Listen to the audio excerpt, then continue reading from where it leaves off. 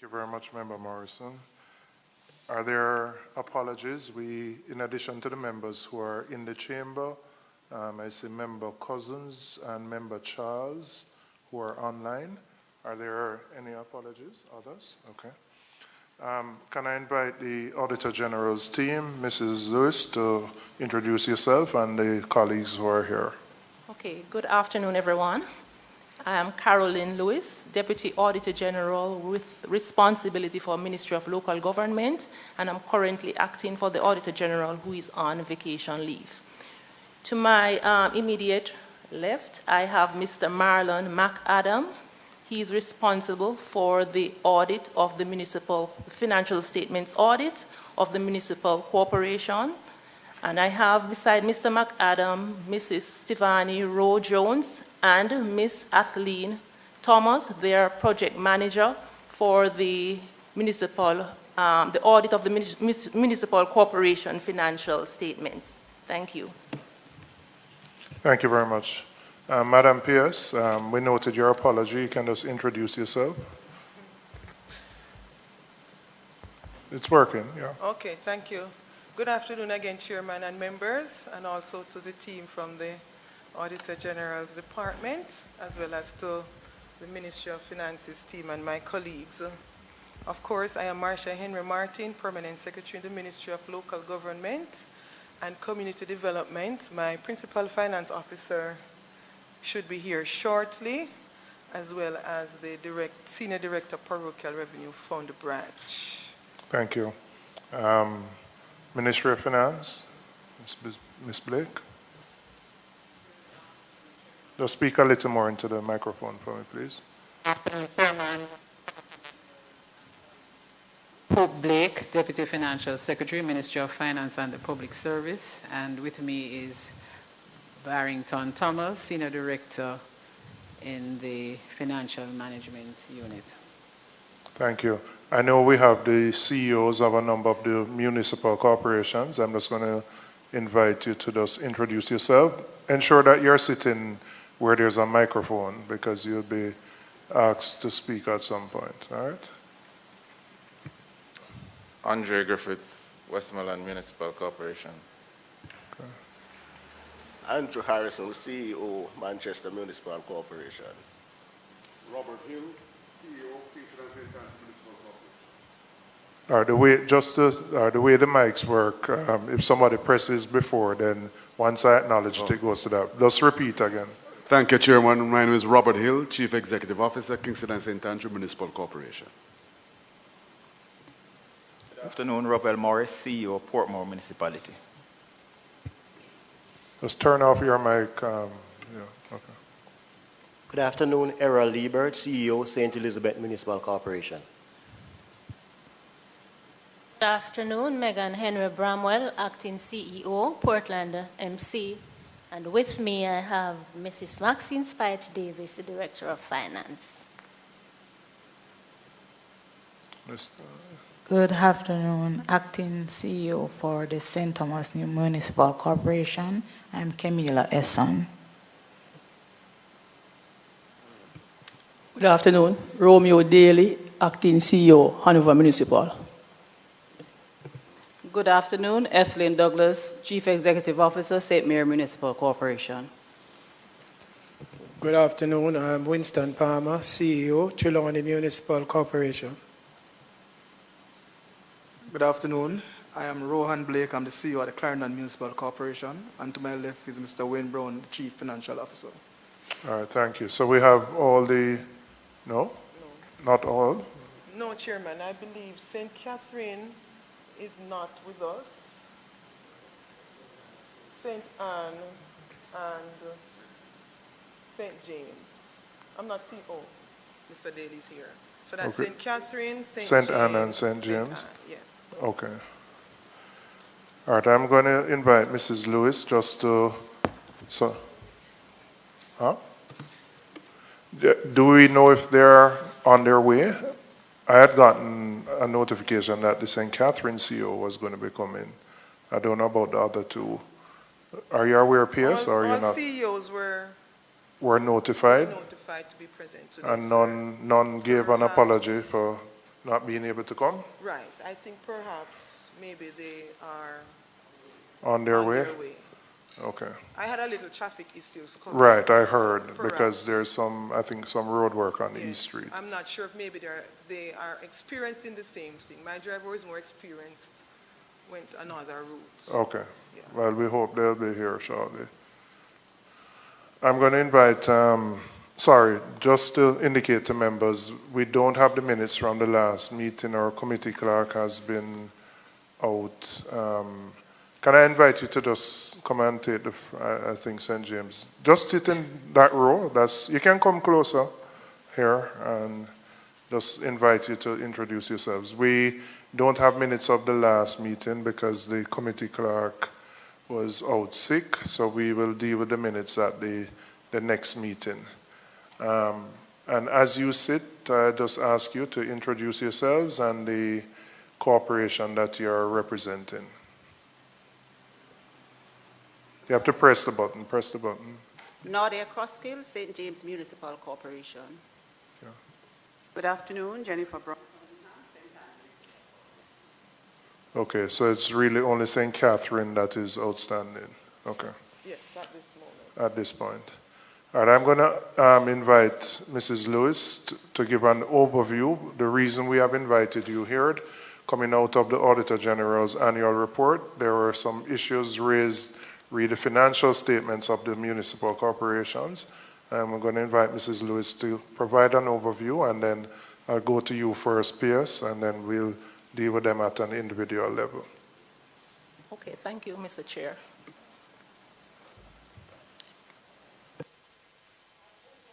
PAC prompt. The Ministry of Finance approved the establishment of a temporary project unit for us to focus on the long outstanding financial statements for the municipal councils. For the period under review, we reported 3 issues relating to the audits. One has to do with the limitation of scope due to the absence of supporting documents. For the period we completed the audit of 46 financial statements, and from this, the Auditor General certified 24 with modified audit opinions for 6 municipal councils. Mrs. Lewis, I'm going to ask you for the benefit of the public to explain what you mean by certify. I know it's terminology you use all the time, but so that the public understands what it means. Okay, when I say certify, the Auditor General, as per the Municipal Council Act, has to give an opinion as to whether the financial transaction of the municipal corporation is in keeping with the rules, the laws, and regulations that governs their operation, as well as whether the accounts they are presented in keeping with the financial reporting framework. Okay. All right, so the second matter relates to the delay in the implementation of accrual international public sector accounting standard. Section 6.2 of the Local Government Act, which was passed in 2015, stipulates that local authorities, they should prepare their accounts on an accrual accounting system based on the international public sector accounting standard.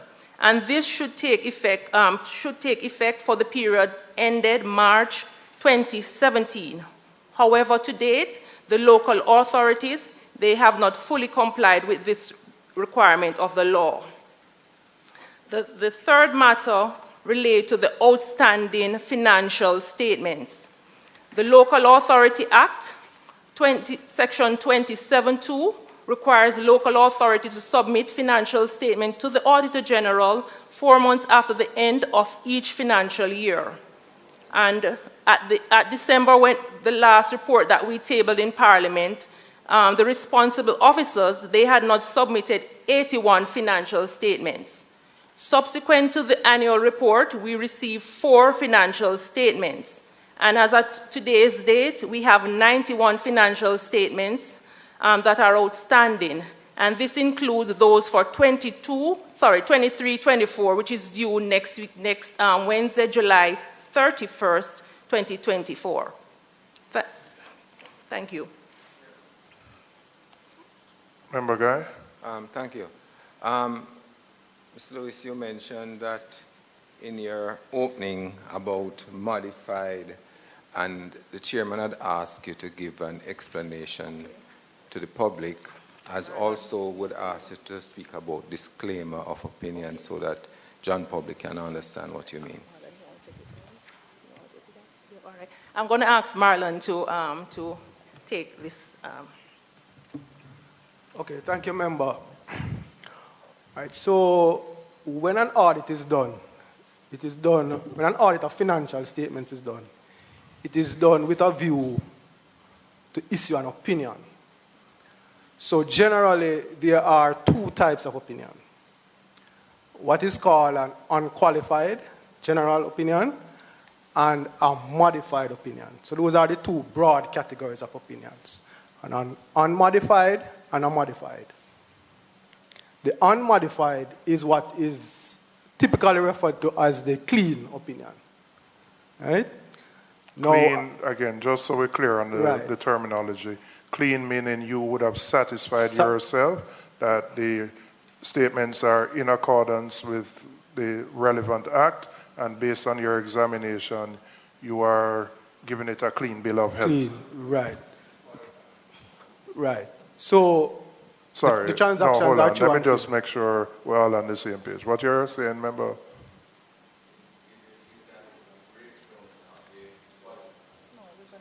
You want to use your mic? Use your mic so we can. I just ask you to just go over it again, please, from the top for me. Please. Okay. So I want to make sure what I heard was correct. With the modification, the word modified and unmodified and modified is totally new to me.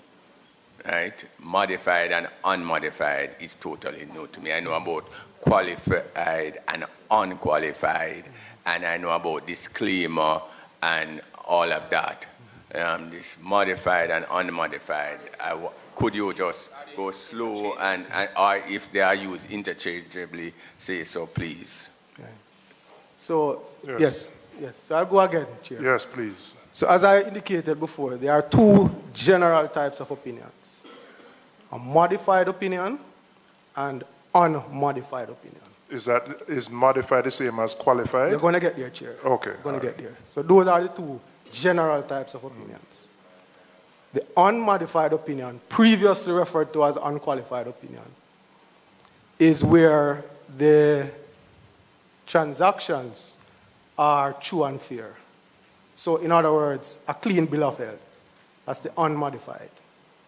Or what used to be called Or unqualified. what used to be called unqualified. Okay. The modified opinion is broken down into three types.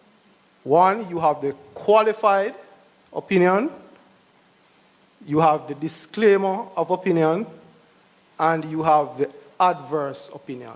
So those are the three types of modified audit opinion. So go through each of those. Yeah. So the qualified opinion is issued where there are errors in the financial statements that are material.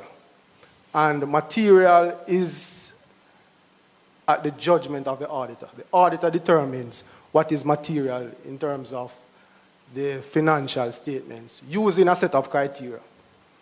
So the qualified opinion is issued where there are material errors and those errors remain unresolved. The disclaimer of opinion is issued where the auditor has not received sufficient appropriate audit evidence to form an opinion on the statements. And the impact of that is both material and pervasive, meaning it's widespread throughout the financial statements. So that's the disclaimer. The adverse opinion is where the financial statements are materially misstated and the errors are pervasive. In other words, they are throughout the financial statements. So that's the adverse opinion. All right. All right. Having given that explanation, which I'm clear on, what I would like to know for the financial statements that you have examined from the municipal corporations, the categories that they would fall in. I think at our last meeting, you had indicated out of 44, 38 were qualified. I think that 38 were disclaimers. Were disclaimers. Right, that's correct. Okay.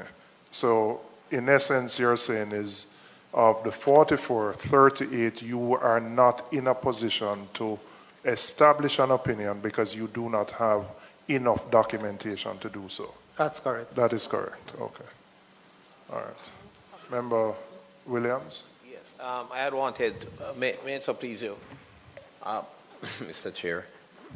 I had wanted just to clarify an issue with, well, I wouldn't say an issue, but some information from Ms. Lewis earlier on. You stated that 91 financial statements are outstanding, and you're saying it includes those that would be due on July 31, 2024. So, Correct. So I just wanted to be clear as to how many are really outstanding, because if it is due July 31, it's not really outstanding. Would you agree? They should have been agree. Yeah, so I'm asking because I just want to be sure. Of the 91, Yes. the ones that are truly outstanding. You keep turning off your mic. You know, Yes. Oh, I turned off my mic? No. Just leave on. Press Yeah. it. All right, leave it on. Yes. Yeah, I just wanted to pass at first base since you had established that. But it dawned on me that if they are not, necessarily due yet, but I would just like to have an idea as to what is outstanding. Okay. Currently, we have 13 municipal corporation plus Portmore, so that would be 14, which would be due for 23, 24. So we have 77, the true outstanding prior to 20. All right, let me just make sure I'm on the same page with everybody. Our documentation has a total figure of 81, and you have said since the annual report, 4 have come in. So it's 81 minus 4 to 77. So we're really working with 77. Yes. 77. Okay. Correct. All right. Just wanted, All right. Before I go, and again, just for, sorry, member guy. No, I just wanted to interject to find out that what we're dealing with today primarily is what is captured in the 23-24 Auditor General's report, which, as the chairman clarified just now, is 81 minus 4, which is 77. Okay? All right. So, Madam Pierce, I'm going to turn over to you before we go to the individual municipal corporations, because it's clear that there's systemic challenges that have existed with the municipal corporations, and it's important to understand what the parent ministry has been doing to deal with these challenges, and then I'm going to go to each of the municipal corporations, and you can indicate the efforts that have been made or are being made to address the problems that have been highlighted in the report. You can go ahead, Madam Pierce. Thank you, Chairman and members. I'm going to ask you to lift the mic and speak a little more so that our Hansard takers can hear you clearly. All right, thank you. I hope you're all hearing now. It's better? Sure. Good. So good afternoon again. First of all, I would like to indicate that we have come a very far way. In that, the situation was very, very bad, and the Auditor General's Department with the ministry would have looked to see how we could have approached it, which is why we're where we are today. So it's an effort to ensure that the statements are completed and brought to bear, which is why the project would have been embarked upon. Just to state, I've asked my officer to check, because when I did a recalculation of what we had outstanding, I have a report of saying 72, so we're just going to clear that up. as against 77. So I'm going to ask my office to just check that for me.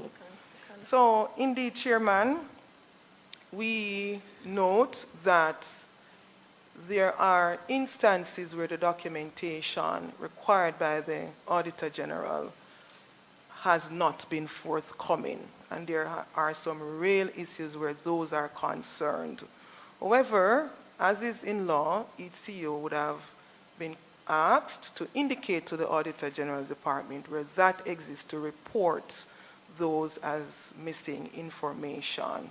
Notwithstanding that, the local authorities would have been taking steps to retrieve all documentation related to their transactions. Some, well, they will speak for themselves individually. I don't want to try to touch them individually, but in relation to the delay in the implementation of the accrual accounting, I'm going to use software/standards because Ms. Lewis spoke to standards and system. So we would have embarked on a process to acquire software which will be implemented as a standardized software across all local authorities.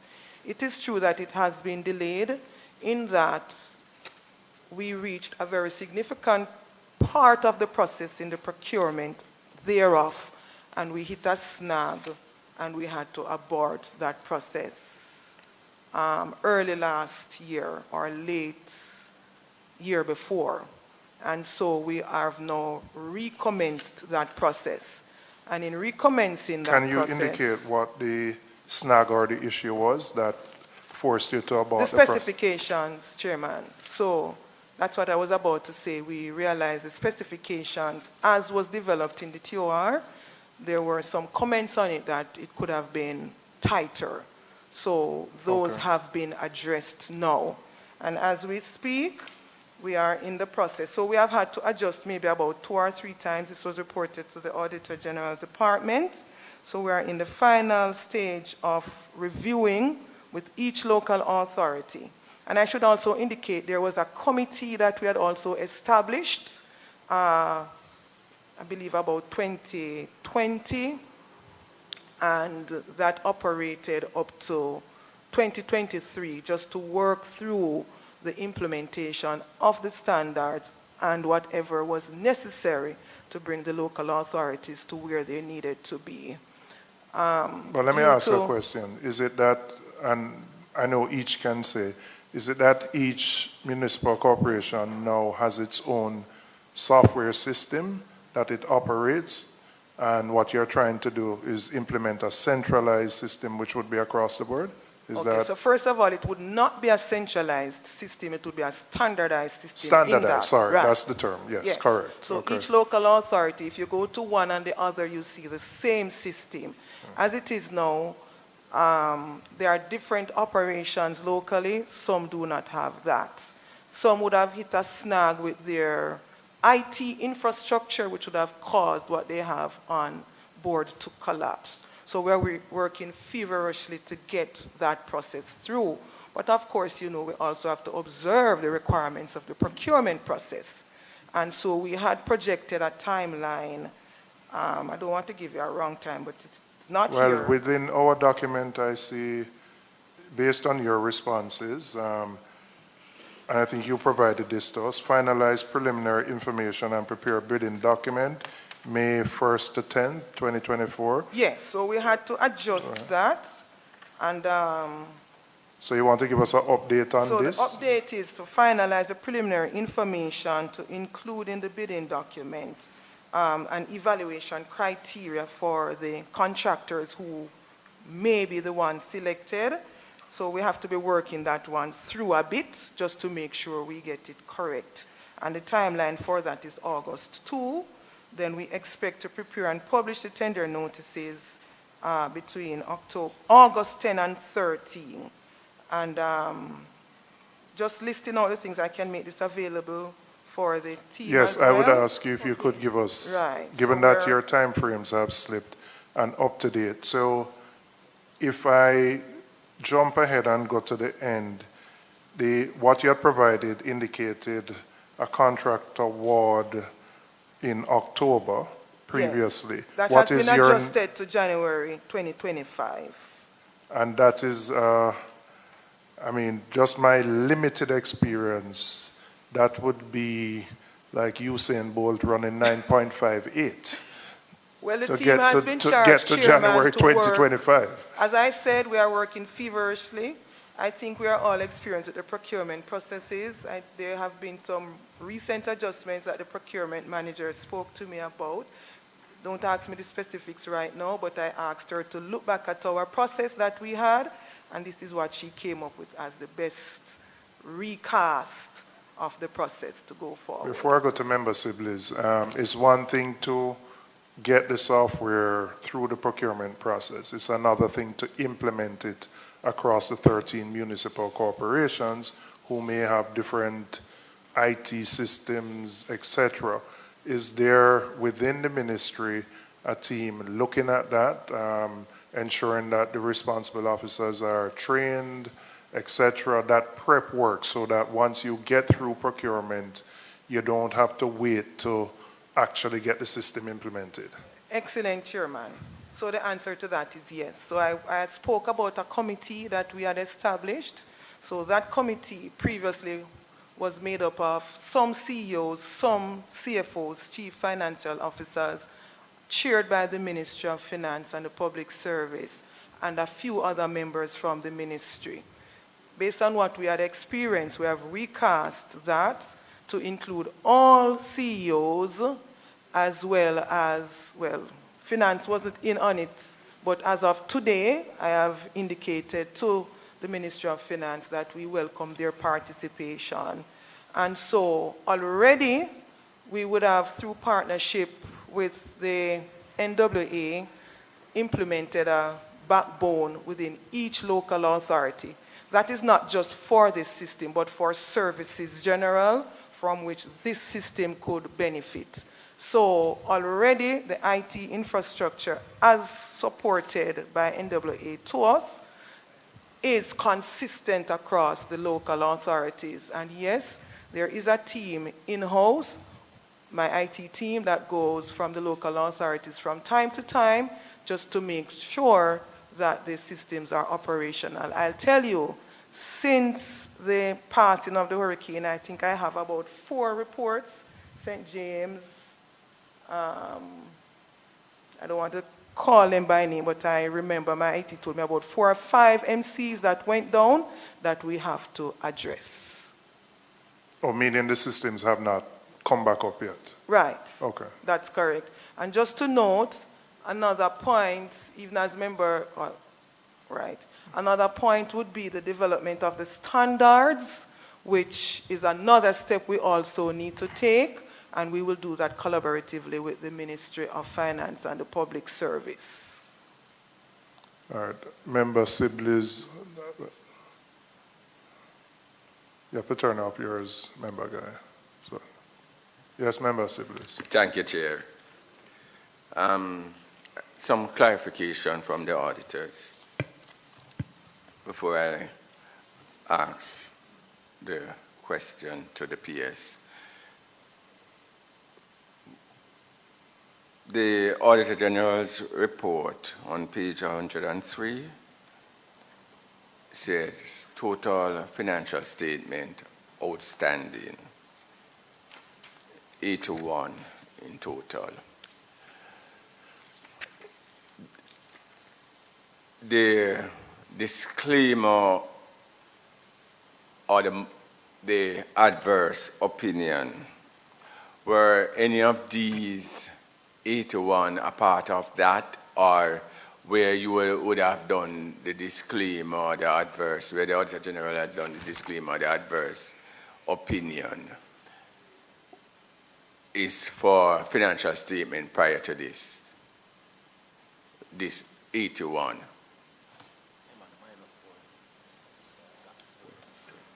Just to confirm, member, the Auditor General has not issued any adverse opinion up to this point in time. That's one. The 81 being referred to are the 81 that have not been submitted.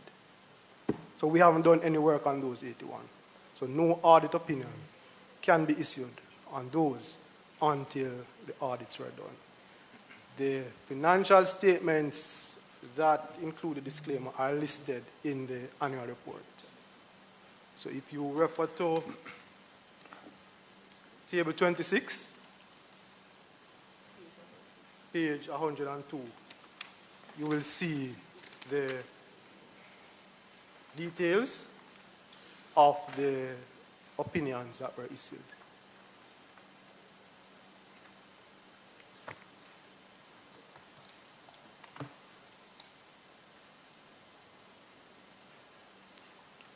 While member Sibley's looks, it would be helpful, Mr. McAdam, just for my understanding, when you indicate disclaimer and there's absence of supporting documentation, can you give me an example of what it means? So I'm just thinking in my head, is it that you would see expenditure of $100, but there isn't an invoice to support that expenditure of $100? So can you probably explain what the absence of the supporting documentation means? Okay, Chair, I think it will be good for us to understand what makes up the financial statements before I get to that. So generally the financial statements are made up of 5 main elements. You have the income or revenue, the expenditure, assets, liabilities, and equity. Those are the 5 main elements. So in doing the audit, what we try to do, we review each area to assess whether or not what the entity, or in this case the MC, presents, if those figures are true and fair. However, what we have found in many instances is that there are no supporting documents to corroborate the figures that are in the financial statement. So for example, if you see salaries and wages for 100 million, we are expecting to see payroll records, vouchers, journal entries, general ledger entries to support that 100 million that is in the financial statements. So we are saying that we are not seeing that sort of information. All right, thank you. Member Sibley's? Yes, Chair. Let me go to the municipal corporation, because maybe they can. The difficulty I'm having, Chair, is that I am seeing where the statements, the unsupported expenditure, but I want to know what was the overall, the bottom line, what was the total expenditure for some of these councils. What you're trying to figure out is, let me just see if I understand it. You're trying to understand what percentage of the total revenue is unsupported. Yes, I would really love to know that. Or what was the, like what Mr. McAdam had said, for example, payroll. I want to know, was it payroll? Was it utility expenditure? What was it? Because then it would satisfy my mind if it was pervasive. All right, well, meaning that whether it is this something, a disclaimer or what. I just want to make sure my mind is satisfied as to the opinion given here. So I want to, all right, so relativity. Let's just do it based on what is in the report. So table 26, and I'm just going in the order. I'll ask the CEO of Manchester first. The years are 2013-14 to 2016-17. Unsupported expenditure 2.5 billion, and unsupported revenue 88 million. If you can give an idea of what would be, Oh, sorry, my eyes are bad. 33, sorry. My correction. 33. If you can just give me an idea of what would be in those unsupported expenditures and income. Thank you, Mr. Chairman. Let me first of all state that how the auditor's report is... Bring the mic a little closer to you Sorry. so I can hear. How the auditor's report is, if for argument's sake you have total expenditure or revenue, whatever, of 100 million, and there is a situation that they are not able to verify, say, 20 million out of that 100 million, then the auditor would report that they are not able to verify the entire 100 million. And that is No, hold on. I see Mr. McAdam shaking his head and saying no. Is that statement correct? All right, just clarify for me. So I don't want us to go down a false premise. Mr. Chair, perhaps we should... No, well, he made a statement which the Auditor General says is not correct. So I just want to understand. In all fairness to him, I think we should allow him to complete, and then the Auditor General can... Yeah, I hear you, but I'm saying he has said something which the Auditor General is saying is not correct, and I don't want him to continue. Yeah, but I'm saying, Mr. Chair, in his response, he could correct what he has heard, but he's in a, his trend of thought has been interrupted. He could just complete, and then, well, I'm guided. I just want to, Mr. McAdam says not correct because it has a bearing on the figures here. So if you're saying it's not correct, then tell me how the Auditor General approaches the audit and determines these figures that are here. Go ahead, proceed. Go ahead. So, Mr. Chair, I think we're probably getting carried away with the figures that are here. Now, well, we can't get carried away. They are your figures. No, why I say that? Why I say that, Chair? Why I say that? The table here is meant to give us examples of the unsupported expenditure. Because remember I said to you, Chair, the financial statements are made up of revenue, expenditure, assets, liabilities, and equity. Mm-hmm. What we have here is unsupported expenditure, unsupported revenue, showing examples of the potential losses. Now, in doing the audit, what we do is, so for example, let us go back to the case of payroll, staff costs. If there are staff costs of 100 million, in planning the audit, we would have established a materiality. Now, if it is that when we review that 100 million, we are not able to corroborate anything in that account, then clearly we can't give an opinion on it.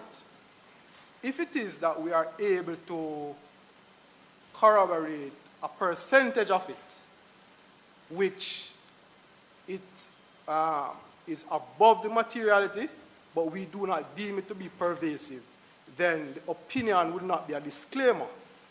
It would be, in this case, a qualified opinion, which would be except for. So it depends on the pervasiveness of the errors or the limitations. That is what would guide the type of opinion that is issued. The reason I'm spending time on this, members, the figures are important to the general public, and when you see 2.5 billion unsupported expenditures, I want to be fair to municipal corporations and ensure that whatever is reported here is reflective of what actually exists, and that the definitions are clear to us and to the public, so people are not castigated unfairly. So that's why I'm taking time to go through this. So in the case of Manchester, and that is why I nodded, because in the case of Manchester, majority of their opinions to date have been qualified except for, not disclaimers. So in their case, we in fact, we were able to corroborate many of the transactions. And the figures that are here are the ones that we were not able to corroborate. Okay. in the case of Manchester. All right. I'll go back to you, CEO, based on that answer. Mr. Chairman, one of the challenges that we face, Mr. Chairman, is the fact that the audit was being done as a project. And the information, almost all of those unsupported information would be available at the MC. The problem that we face, Mr. Chairman, is the time frame in which the information was actually required to be submitted. Because the auditors were pressed to finish the audit within a specific time, and some of the information, given the fact that these were years, backdated for some years, for us to actually find those supporting documents to submit them to the audit within the specified time, that was really where the difficulty lies, and not so much the fact that the information was not available. So you're saying to us that you have the information, most of it or all of it, but you were unable to provide it to the auditor within the time frame of the audit? That's what you're saying? Hold on. Sorry. So since and again, I'm asking questions for my own elucidation. So in a case like this, where the municipal corporation has the documentation, they weren't able to provide it within the time frame, but they have it. What does the Auditor General do in a scenario like this? Because that's what the CEO is saying here. So, Chair, I think it would be good if we back up a little. So before we even reach the point of an opinion, we have several meetings with the MC.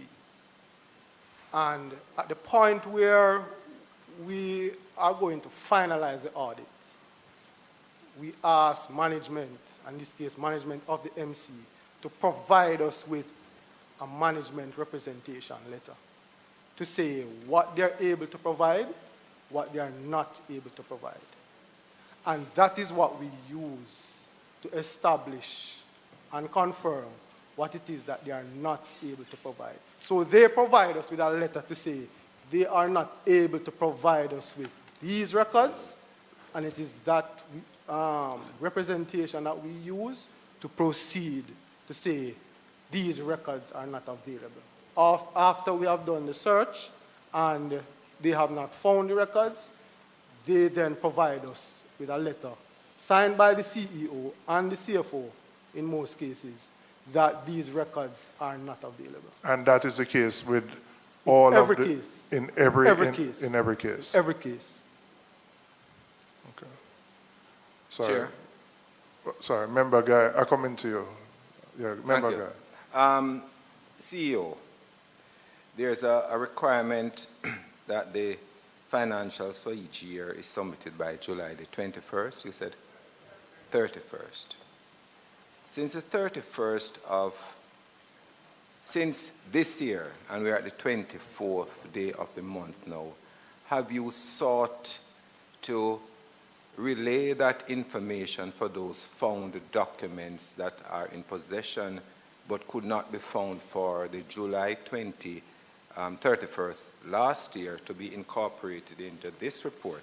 Have you found those documents that you could have remitted to the Auditor General's Department to say, hey, this is what we have found, and can you make the qualification for your upcoming audit for us?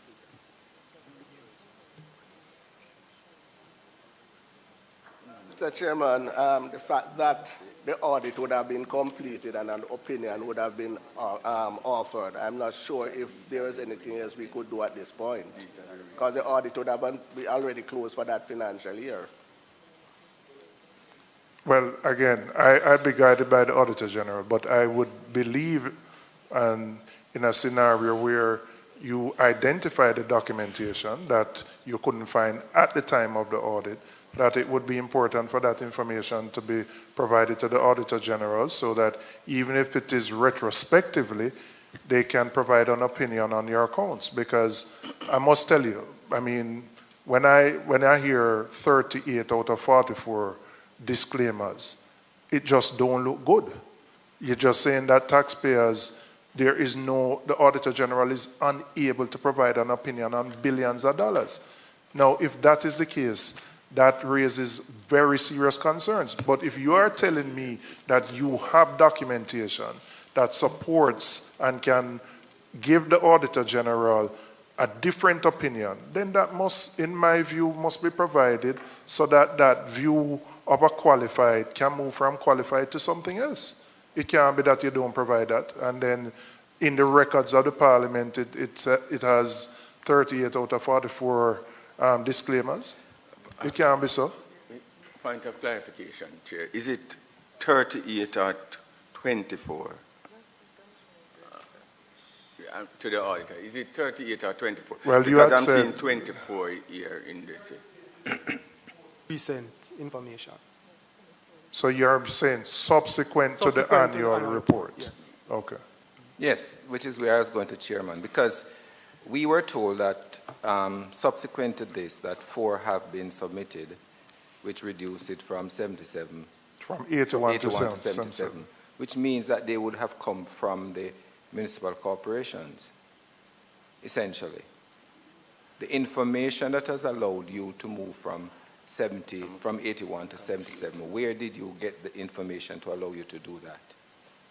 So that information, the 81 that was referred to in the report, as I indicated to member, those are statements that were not submitted.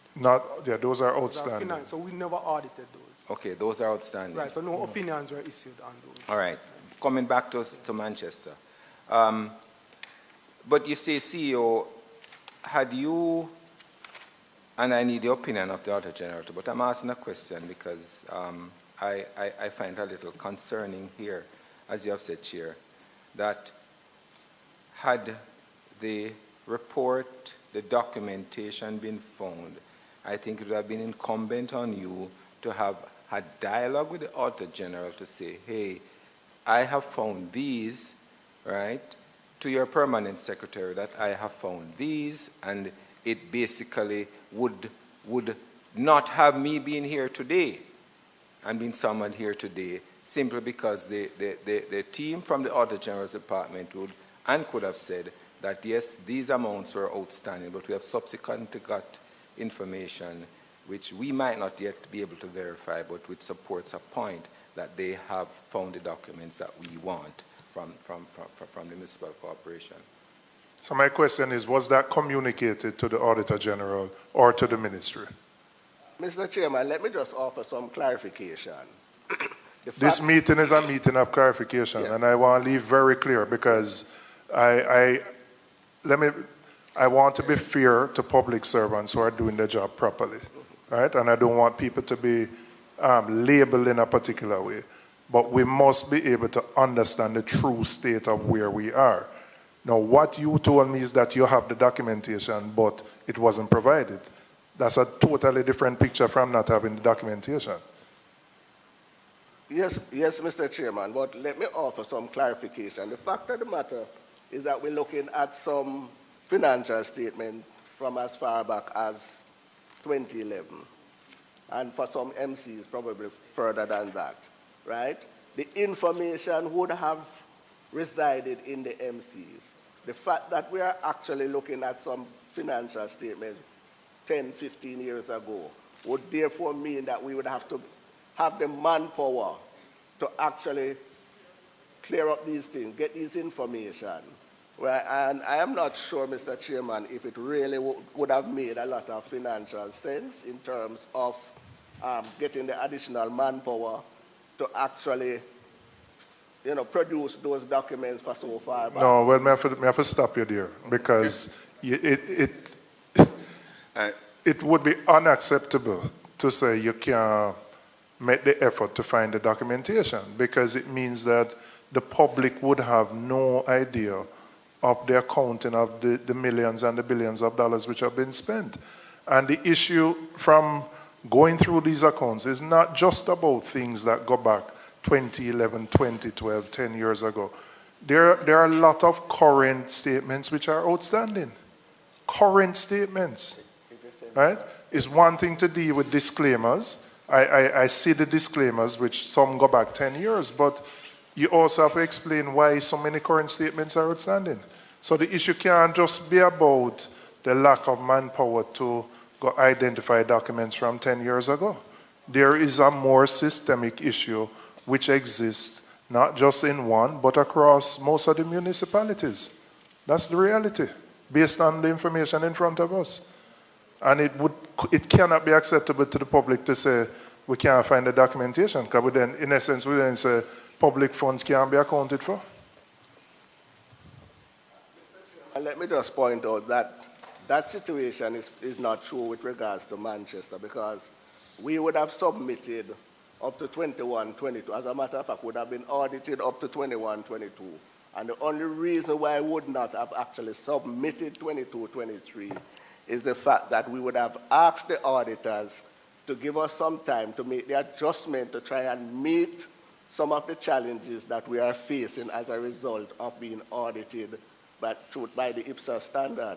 So Manchester, in truth and in fact, only have one financial statement that is outstanding.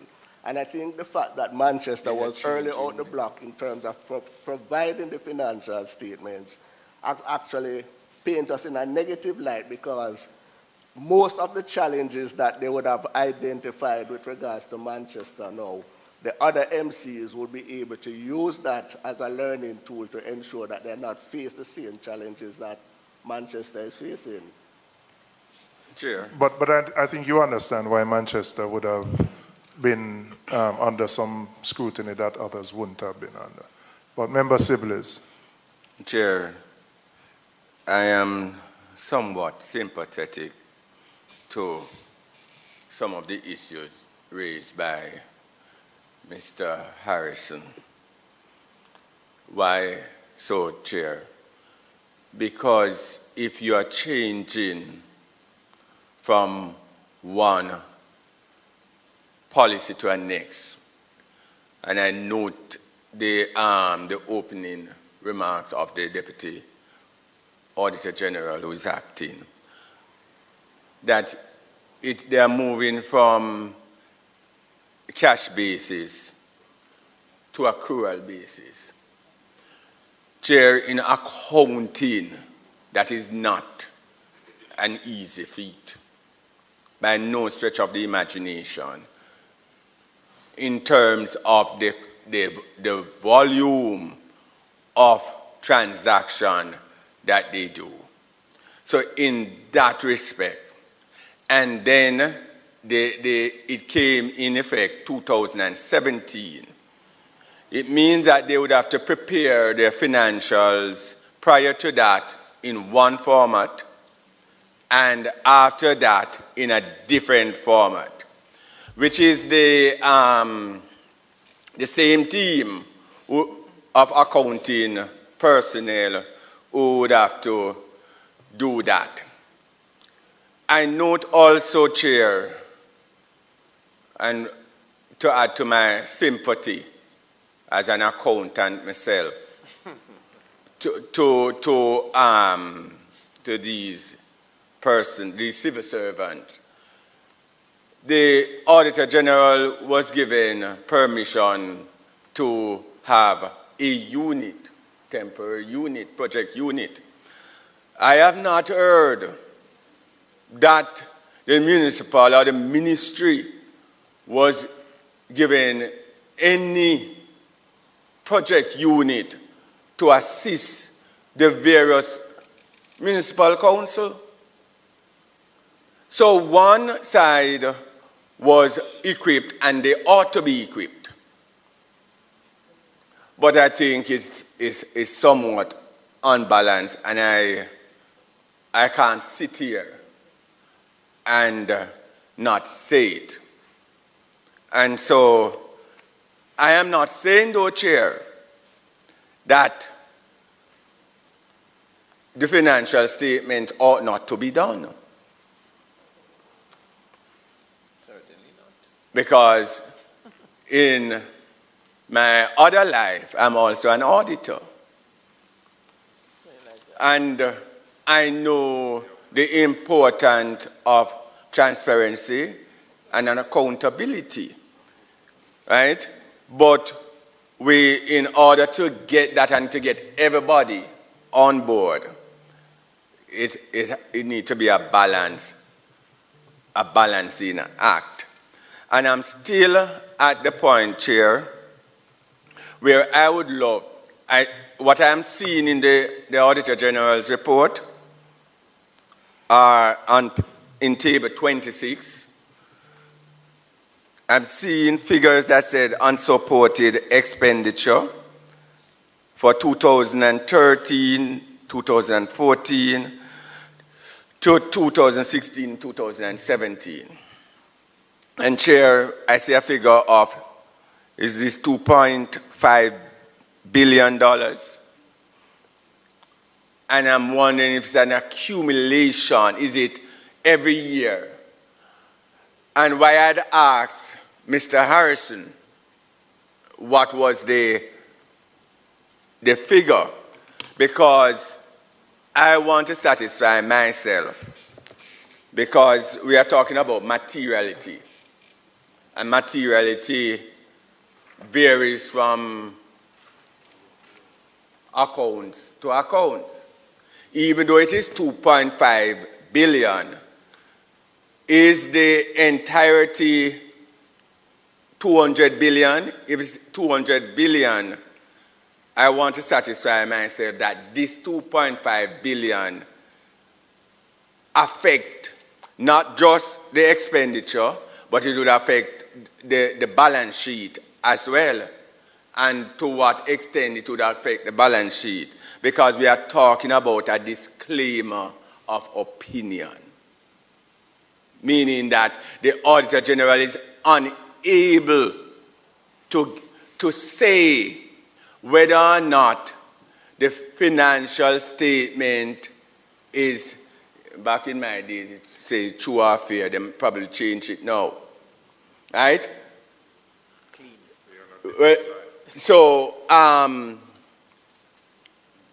in essence, if it is that the financials have a total asset base of X, or total revenue base of X, you would look at it to say if a user, Chair, would make a different decision had he gotten the correct information. And that is a true test of materiality. That is a true test of materiality. And that is why, Chair, I am asking the kind of question, not to exaggerate or anything, but just to satisfy myself today with this. Because I see 262 million in one case, but it's for 6 years for Portland. It's 6 statements. While Clarendon have one, and it's 375. So I would like to know, and I'm asking, as I was asking you, Mr. Harrison, when I see this figure, is to give me an idea, if you know, if you came prepared with the data. If you don't come prepared with the data, you can say you don't have the data. Sorry, I'm going to ask the members, Member Guy, just to turn up your mic so I can turn on.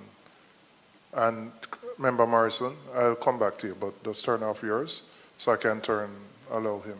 Go ahead. I was telling the member I don't have that data. I didn't work with that data. All right, members, two of the CEOs have been holding just... But, Chair, I just want to ask them all the CEO, one question. Because I noticed, I was observing the non-verbal. No, which is why I'm coming to them. While which Mr. is why I'm going to come McAdam to them. has said something, and I want to ask them. When Mr. McAdam had asked with regard, had said letter of representation, I really want to know if the CEOs got letters of representation at the end of the audit? I want to know that. Well, I was going to, before I come to the members, there are two members who want to ask, but two of the CEOs have been waiting for a while, and I think it's important for them to provide some elucidation. The way the mic system works, just press your button, a green light comes on, and then I will give you the red light. Ms. Croskill, I know you also wanted to say something, so just press your mic as well. But I'll start with, no man, press it so your green button comes on. But let me start with, just introduce yourself again and the municipal. I am Winston Palmer, CEO of the Trelawney Municipal Corporation. Okay, to be frank, when the audits are being done, the auditors will tell you that I have vibrant discussions with them in terms of how they report the figures. And I'm going to give you an example. All right. For staff costs include payroll, but it also includes supper, it includes travel, it includes other stuff. So you have this salary, you have salaries, which is object 22, okay, 21, and you have travel, which is object 22. You have persons who may work supper or other allowances that are charged not on your pay slip, but otherwise. All right, in this financial statement for Trelawney for year ended 2017, the total staff cost is 173,510 million. In the Auditor General's report, it says that it did not receive documentary evidence to support the whole 173,510. What I'm saying, since you got the payroll register, that is the one, object 21, where everybody get their pay every month, why would you include it in that to say you didn't get any documentation?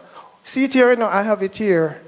The entire $173 million of staff cost is here. And the same thing was done for 2016. In these audits, it said the total 100%. They have not received any documentation. But listen to this now. For the 2017, it says, management was unable to resolve a difference of $12.855 million between the payroll register and the trial balance. So you would have gotten the payroll register, you would have seen the figure, you would have gone through it, but you choose to put the whole 173.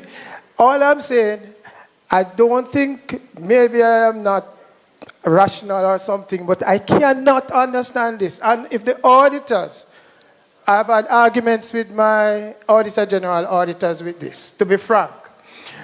And I have leveled with them too. I see, let me tell you one of the problems though. They need for the auditors to do their work and to do it in an expeditious manner. One of the things that they say we didn't have, which is true, is the audit schedules to balance out the stuff.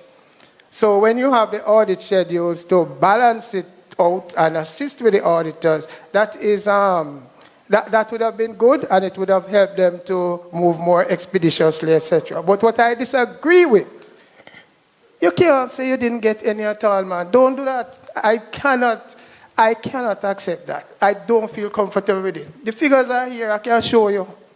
All right. Well, let me ask Mr. McAdam to respond specifically to that. In essence, what you're saying is you have provided substantively documentation for, in this case, staff salaries, but there were some outstanding documentation for a percentage of it. But what is represented is that the entire thing. Mr. McAdam?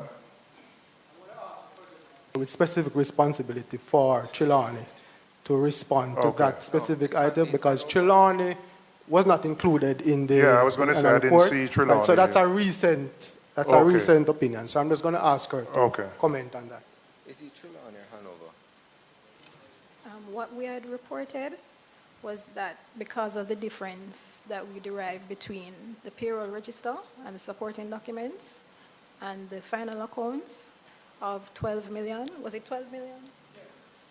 Right, we're saying that we're uncertain that the total amount is fairly stated because of the difference derived that management wasn't able to explain in a reasonable time frame. All right, one second. All right, this is a specific example to Trelawney. I don't know if it is symptomatic of how the figures in front of us are represented. I'm not sure. That's really, I don't want to spend a whole lot of time going into one detail, but what I do want to know for sure is that what is represented here is accurate from the perspective that it shows, it represents all outstanding documentation and not a case where a municipal corporation has provided 80% of the documentation to substantiate $100. So it would be $20 that they can't provide the documentation for, but what is represented here is $100. That's really what I want to know, and that's what I'm hearing the CEO from Trelawney say in this particular case. But is that representative of the figures that we would have in Table 26? That wouldn't be the case. It would not? No. Okay. So what you have in Table 26 would represent an absence of documentation in totality to represent the figures that you have here. Okay. All right, Ms. Croskill. Okay, good afternoon, members. I also want to put some things in context in terms of disclaimer, non-submission of statements and all of that. Because the impression is being given that the local authorities have always been delinquent. What I want to say is that there was a time when the reports were being submitted, maybe not all the time on the cash basis. There was no set standard to say, okay, except that it must be done on a cash basis. What you collect and what you pay, you account for that. We were doing the accounts that way and they were being submitted. I think around 2014 or 2015, what was submitted to the audit, we were not being audited for a very long time. The Auditor General sent back those statements and said they were not in auditable standard, and so they cannot audit them as is presented. So they sent them back to us and they gave us a format to use. There was a little discussion, but it was really something that was given to us to say, you have to use this. And they sent us back as far as 2006. So think about that. So we have to go now, we have to dig up information, we have to do all of that. In the process of all of that, some of us had lost information. I would want you to remember one time the Auditor General had said that they were going to surcharge Portland because the information was destroyed based on where the information was placed, was stored. We have storage problem. In terms of some of us, our buildings, the physical space don't allow us to store it. And we do things manually. You have two local authorities who don't have a system. They do St. Thomas and Westmoreland for years. Everything is done manually. We have to store the things manually. And so to retrieve the thing, it is not very easy. And that is why I'm saying I want things to be placed in context. Also, we attempted to do the statement. So remember now, even though persons are saying, why you're not on time, remember we have to go back. It's the same set of people doing the work, and plus we have to do our regular work.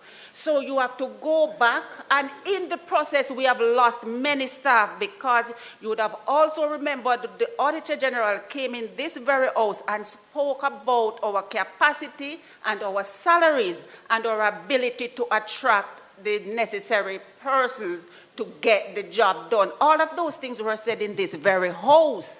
So I am saying those things are also be taken into consideration. But despite all those things, we continue to try to get the statements done.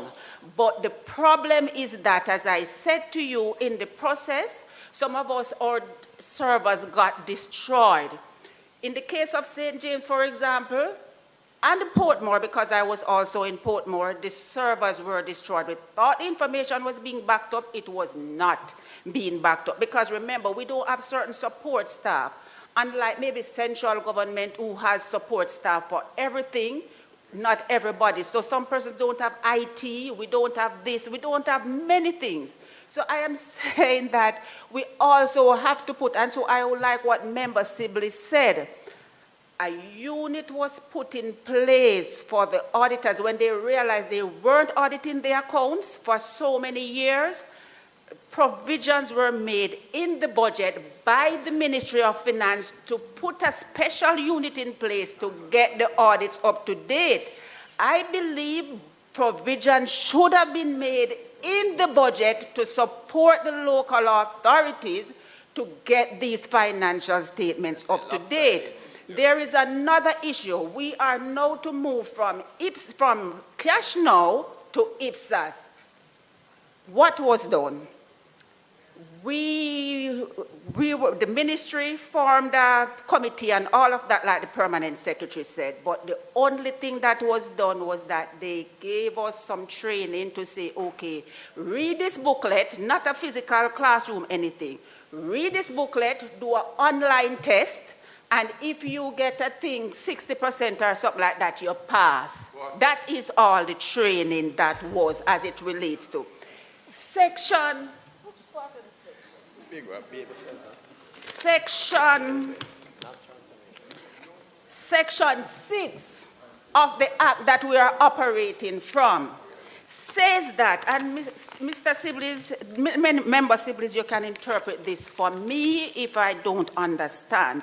It says that the Ministry of Finance, the Financial Secretary, is to issue the applicable financial instructions based on IPSAS accrual accounting standards. We have not gotten any such instruction and we are supposed to start from 2016. I personally keep pointing that out to the Auditor General, that this part of the act need to be addressed, because if you don't address it, what is going to happen is that everybody is going to interpret IPSAS based on their understanding, and we are going to be back to square one, because some of us are going to say, but we don't have enough money to value all the assets. How do you determine what are receivables? So, for example, we collect money from, we're going to get very parochial now. We collect money from, like, hairdresser, but you know that they are like itinerant people, so you will have a list in here today, this year, to say, okay, you have 100 hairdressers in the parish. Next year, some of them will be gone. Do you still treat them when they don't pay you as receivables? Stuff like that. What are we going to classify as receivables? What are we going to... Those things need to be sorted out, and it has to be addressed.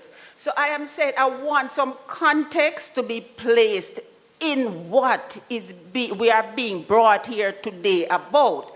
Not to say that we had provided all the information, because as I said, with the passage of time, it really caused some challenge, and some of the information got destroyed in the process, because I'm telling you, we're talking about, in 2015, you're talking about going back to 2006.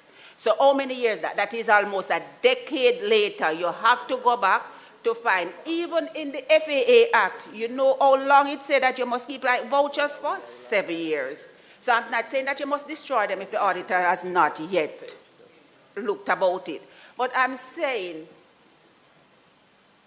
I just want some context to be placed in all of the discussion.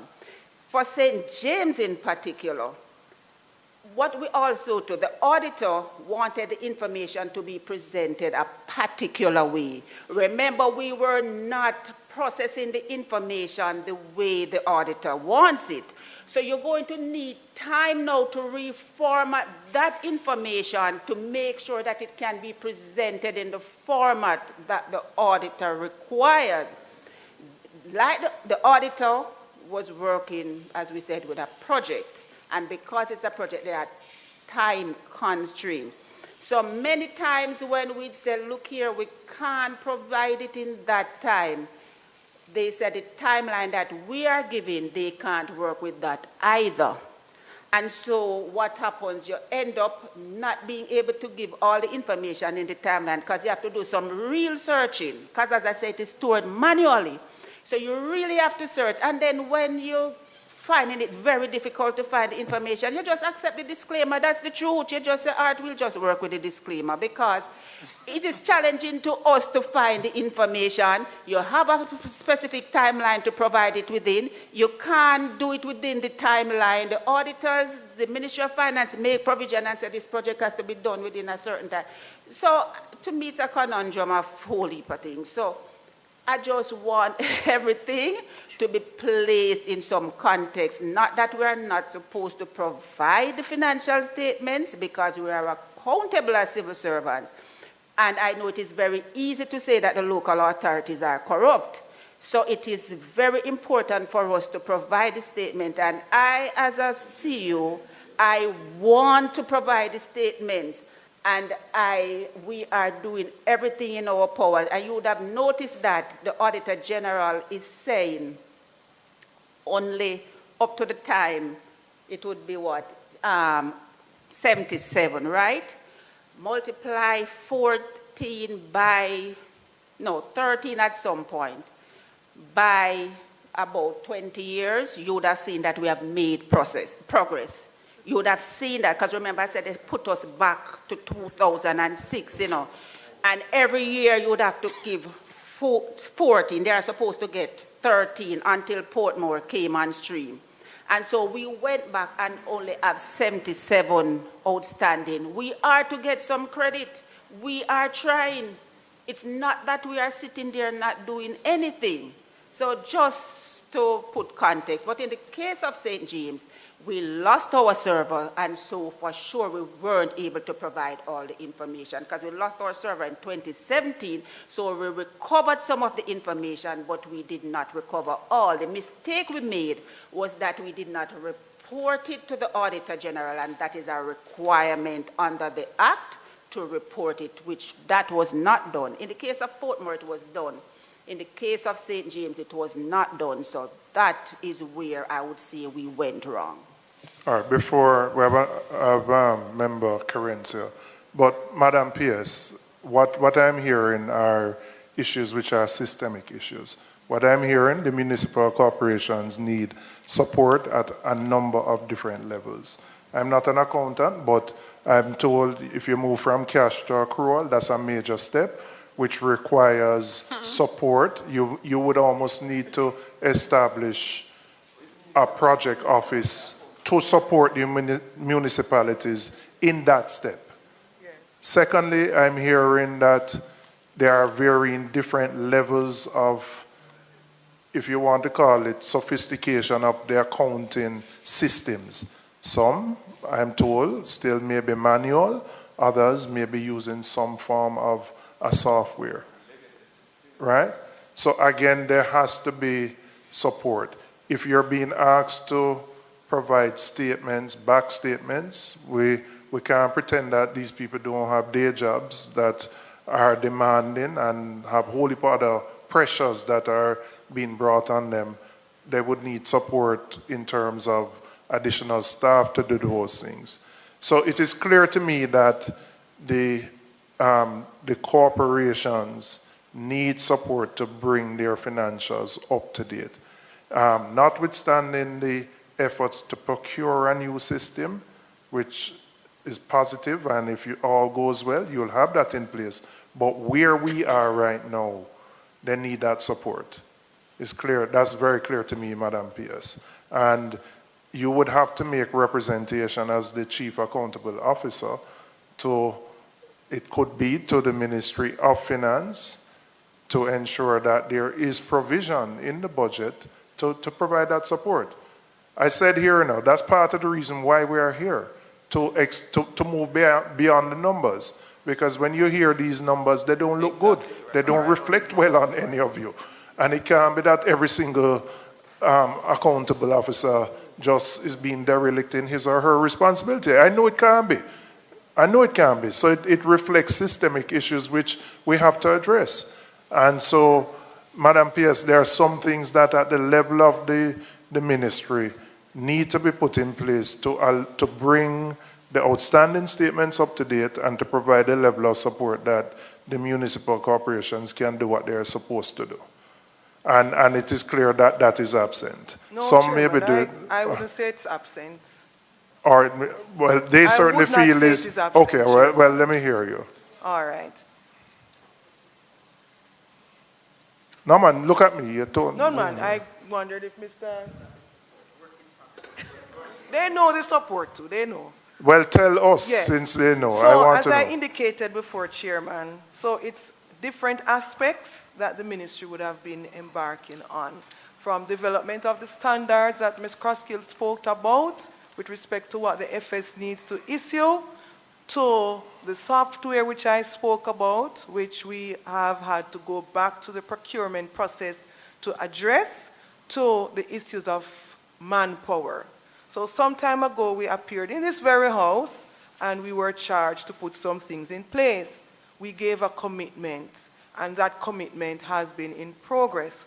One of the approaches in respect of organizational support was that the local authorities were asked to engage additional manpower if needed to get what needed to be done. Some experienced challenges with some persons just not being able to deliver, but that would have been on a contractual basis. So that was taking place while the ministry also sought to have the structure for the local authorities reviewed and recast and upgrade and improved. And we have come a significant way with that. So all CEOs are also aware, as I asked last night one more time, would this assist you? They said yes. But guess what, Chairman? Each local authority have a different need depending on the volume of work to be done. So, even if the organizational structure is implemented tomorrow, they have said at least 2 key persons, financial, final accounts, and another one. So where we are at,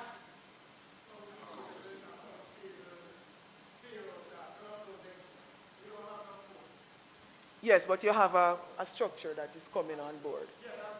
Right. So that structure is far advanced. I will admit that where we are now is a matter of how we implement, and that is where the discussions are. And as soon as that comes on board, it will address the 3 units that are manpower offices that the local authorities have. What's the time spoken frame to. for that? Chairman, if I sit here and tell you it is September or December, I will run into problems because it's a consultative process with the CEOs, the Ministry of Finance, and my own ministry. So that conversation is ongoing. Okay. Yes. All right. I want to also put on the table, I believe Ms. Crosskill made a point about where we are coming from, and that's where I started, to say that we have come a long way. And as she has said, each CEO here is committed to ensure the best service. And they are all committed because I've met with them so many times, and I see it, I'm coming out of the local authority system. None of them would want to see something not working efficiently. So they're all committed to that process. I just want to reiterate that whereas the record is showing that 4 additional statements have come in, our records are showing that it's actually level, and so the number of statements outstanding would therefore not be 81, but 70, but we'll have... You need to reconcile that. Yes, we need to have that reconciliation discussion because that is the note that I have received based on the officer who was assigned. I'm not sure if I addressed all of the systemic issues. I think I spoke to org structure, software. What about the training, the movement from cash to accrual? Are they equipped? All right. So I will have to do some follow-up letters. I held up this letter. It's one letter that was dated February 2020. As early as February 2020, this ministry wrote to a certain ministry asking for support. I don't know which certain, I don't know what ministry is called a certain ministry. Service, okay. But because and they what were was the response to that letter? What was the response? Yes. The response, I did not have a response in writing. However, the Ministry of Finance did commit one of the officers from that ministry to chair the committee that would have been looking at the broad-based approach to treating with it. And that committee met and worked? Yes, that committee, that's the committee I referred to say up to last year, February, we had to do some adjustment because that officer ended up leaving the ministry, and so we have So is the committee still functional? Yes, that committee still functions and has all the CEOs on board. I did How report often initially, it meets? Mr. Price, how often do you meet?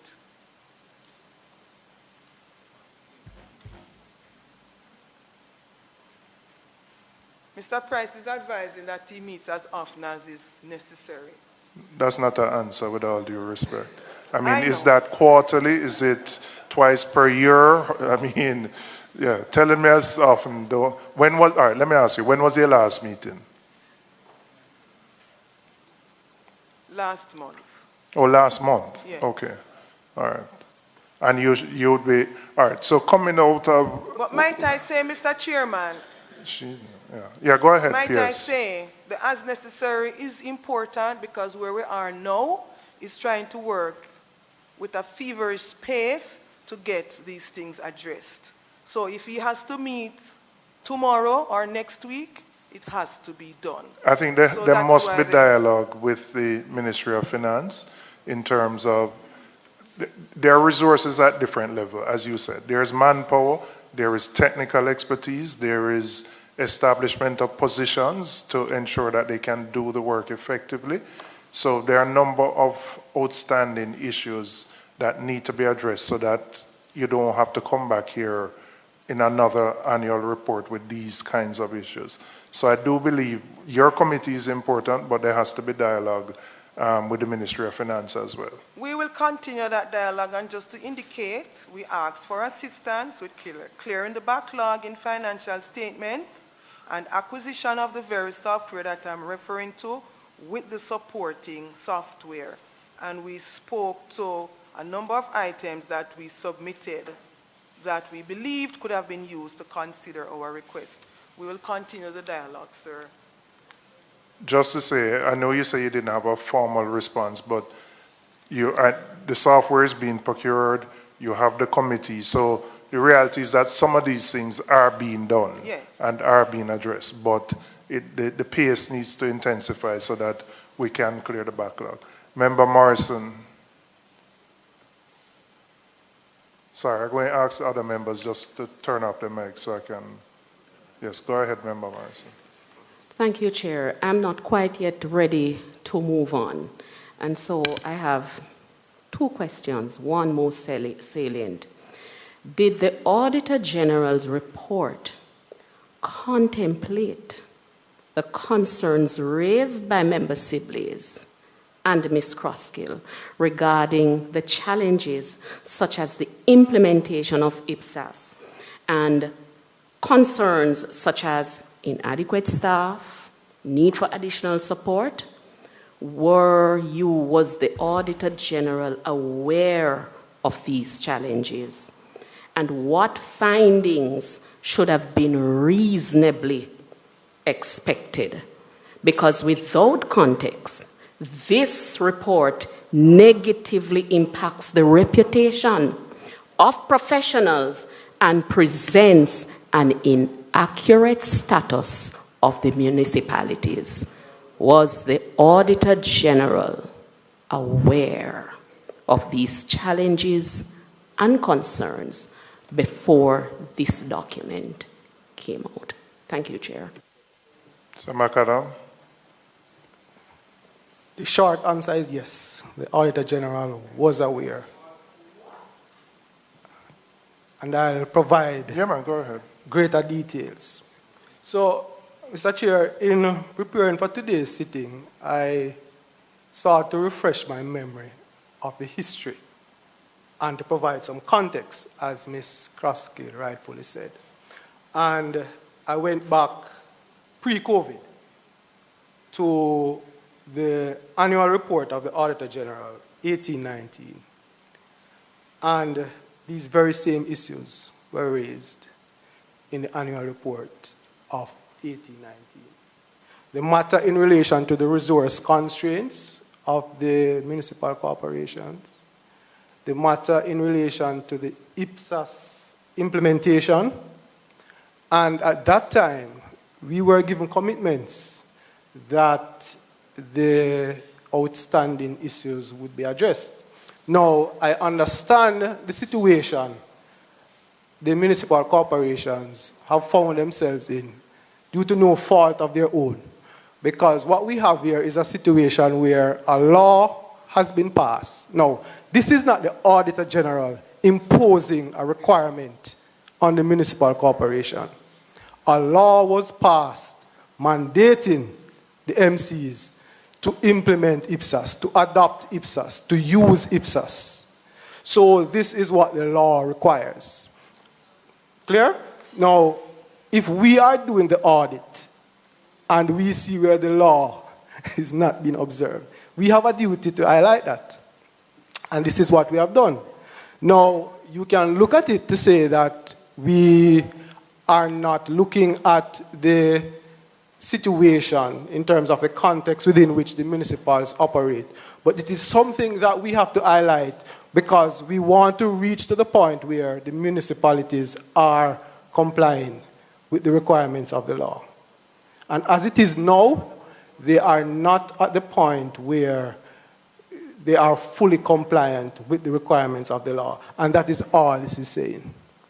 Sorry, member, just release your mic so Member Morrison can do a follow-up. Chairman, I admit that I'm layman, but I think that this is telling us way more than that. I think this document is beyond the insufficient levels of implementation. We would have been more satisfied had the document been revealing the extent to which, right across the municipalities, this has been implemented. But this is a document, it is suggesting to me that we still do not have full implementation yet. Everyone is not at the desired level, yet the very instrument was used to measure them and to create an impression that the system is in chaos or the system is in shambles and putting people's reputation on the line. It's two different things. We would have been satisfied if we had a document saying that, listen, this is a requirement, this is what is needed, and we are not satisfied that this thing, which is an imperative, has been properly instituted. It's two different things that we are getting. I am seeing where they have been assessed, using it, they have been weighed in the balance, and the manner in which they are found wanting is not a true reflection necessarily of what's existing in the municipality. Hold on, let me just make him respond. All right, release your mic for me. Chair, the municipal CEOs, Ms. Kroskill, mentioned that in 2014, thereabout, when they send their audit reports to the Auditor General, they were returned. The law was not in place then. The law came in place based on what the Deputy Auditor General says, 2017.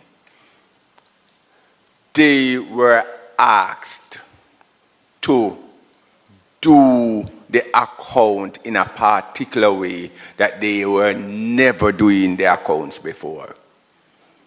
Okay? They were on unfamiliar ground.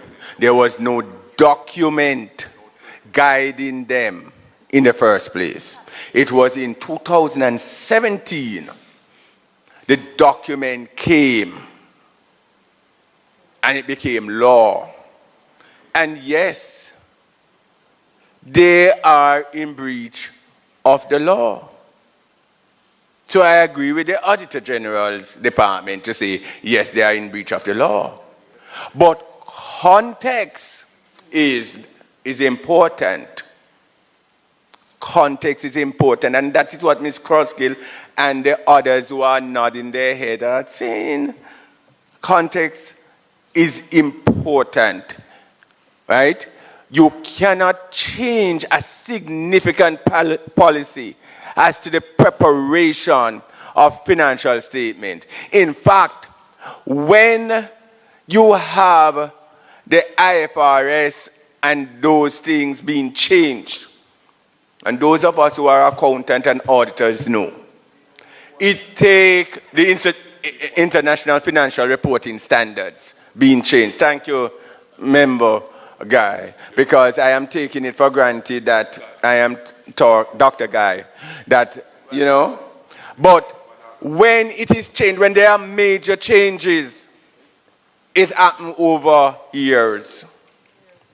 It happens over years. And there's a transitional period, and there is time to do stuff. And that's all the CEOs are saying, per se. That's all they are saying. They are saying, we don't know. They're saying, we don't know, and we have been asked to go back prior to 2017. And then, when maybe some of us was not paying it no mind, the law came that said we must go back. And I say to you, Chair, have we taken into consideration, and I stand corrected, of the law that says how long the accounting records must be held? 7 years. That's the law. And for accounting records that have to do with salary, 55 years. I don't know if it changed. No. 60? 60 years. Right? But that's why I put out the caveat, I stand corrected. If you would realize. But I'm not in a profession that if you make mistake, you die. Dr. Guys, looking after your interests post this. Members. Yeah. The point is, if they have destroyed the document, and if they can't find the document, was that taken into consideration that 7 years had passed? Are we taking that into consideration? And the member from Trelawney, I sent for the paper that he was looking at. The CEO. The CEO. Sorry. Don't mix up people. Oh boy. I'm speaking things into being. But the $173 million for staff cost, and you can't find $12 million worth of document. How pervasive is that instance? And that is how they are looking at it. Is it something, does this affect the bottom line for the assets? Would it change significantly the decision makers? Would the decision makers make a different decision? Having heard that this $12 million for traveling allowance, which is not within the line of 21 or 22. These are the issue, Chairman, and that's why I said earlier, and I'm going to say it again, I sympathize with these civil servants. I sympathize with them because I know what it is to change a major policy in accounts. Some accountants resign when these major changes, because the amount of work that goes into it, and boards get mad and all sorts of things in order to get these things. And we know it. So I think some transitional period should have been done, and all the things, the training that they needed should have been provided, and not something that they go online and do an exam and then, Thank you, Chair. I have nothing more to say for this afternoon. Let me allow Mr. McAdam to respond, and then Ms. Crosskill. I'll come into your member again. Mr. Chair, there are two separate issues that apparently is being conflated here. If you look at the report, the first issue that was reported on was the limitation of scope due to inadequate supporting documents. That's a separate issue from the IPSAS implementation. That's a separate issue. So if we do the audit and the MCs can't provide the information, we have no option but to issue a modified opinion. So that's the first issue. The second issue having to do with the IPSAS implementation. I agree with you 100%. But guess what? We have taken all of those things into consideration, because the standard, the very standard that is being referred to, provides for a 3-year transitionary period. And we take that into consideration. So for example, that 3 years started 16-17, 16-17, 17-18, 18-19. Those are the 3 years.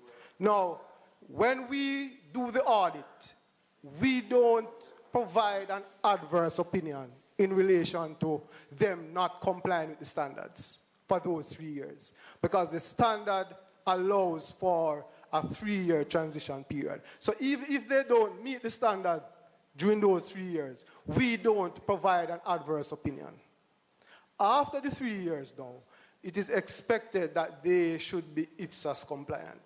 So yes, member, we take those matters into consideration in doing the audit.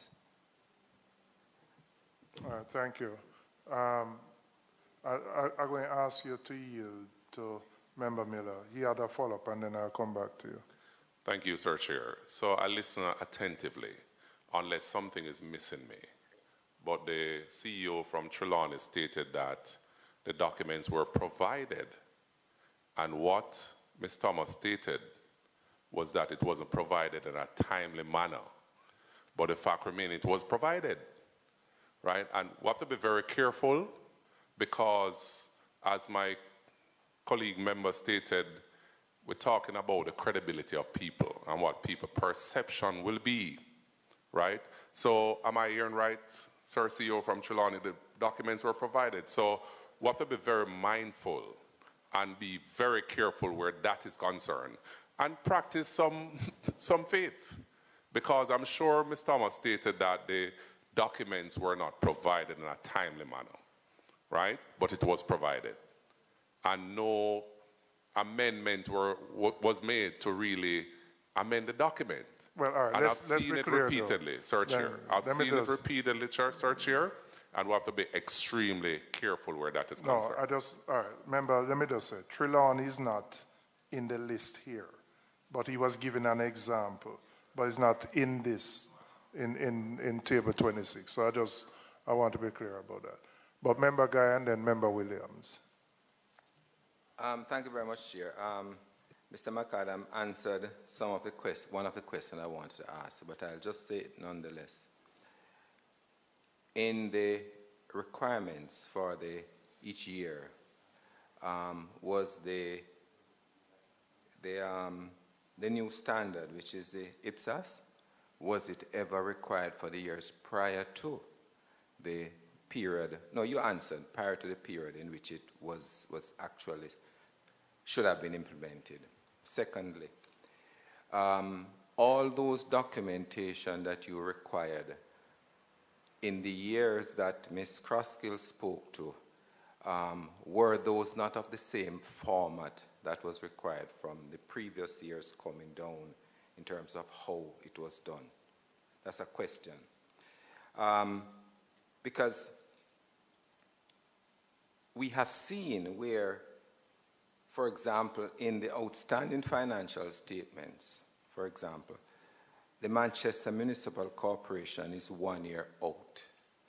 What is it that Manchester has done that the others have failed to do in terms of getting the financial statements to the state where they can be submitted to the Auditor General's Department based on Table 27, which is in your report?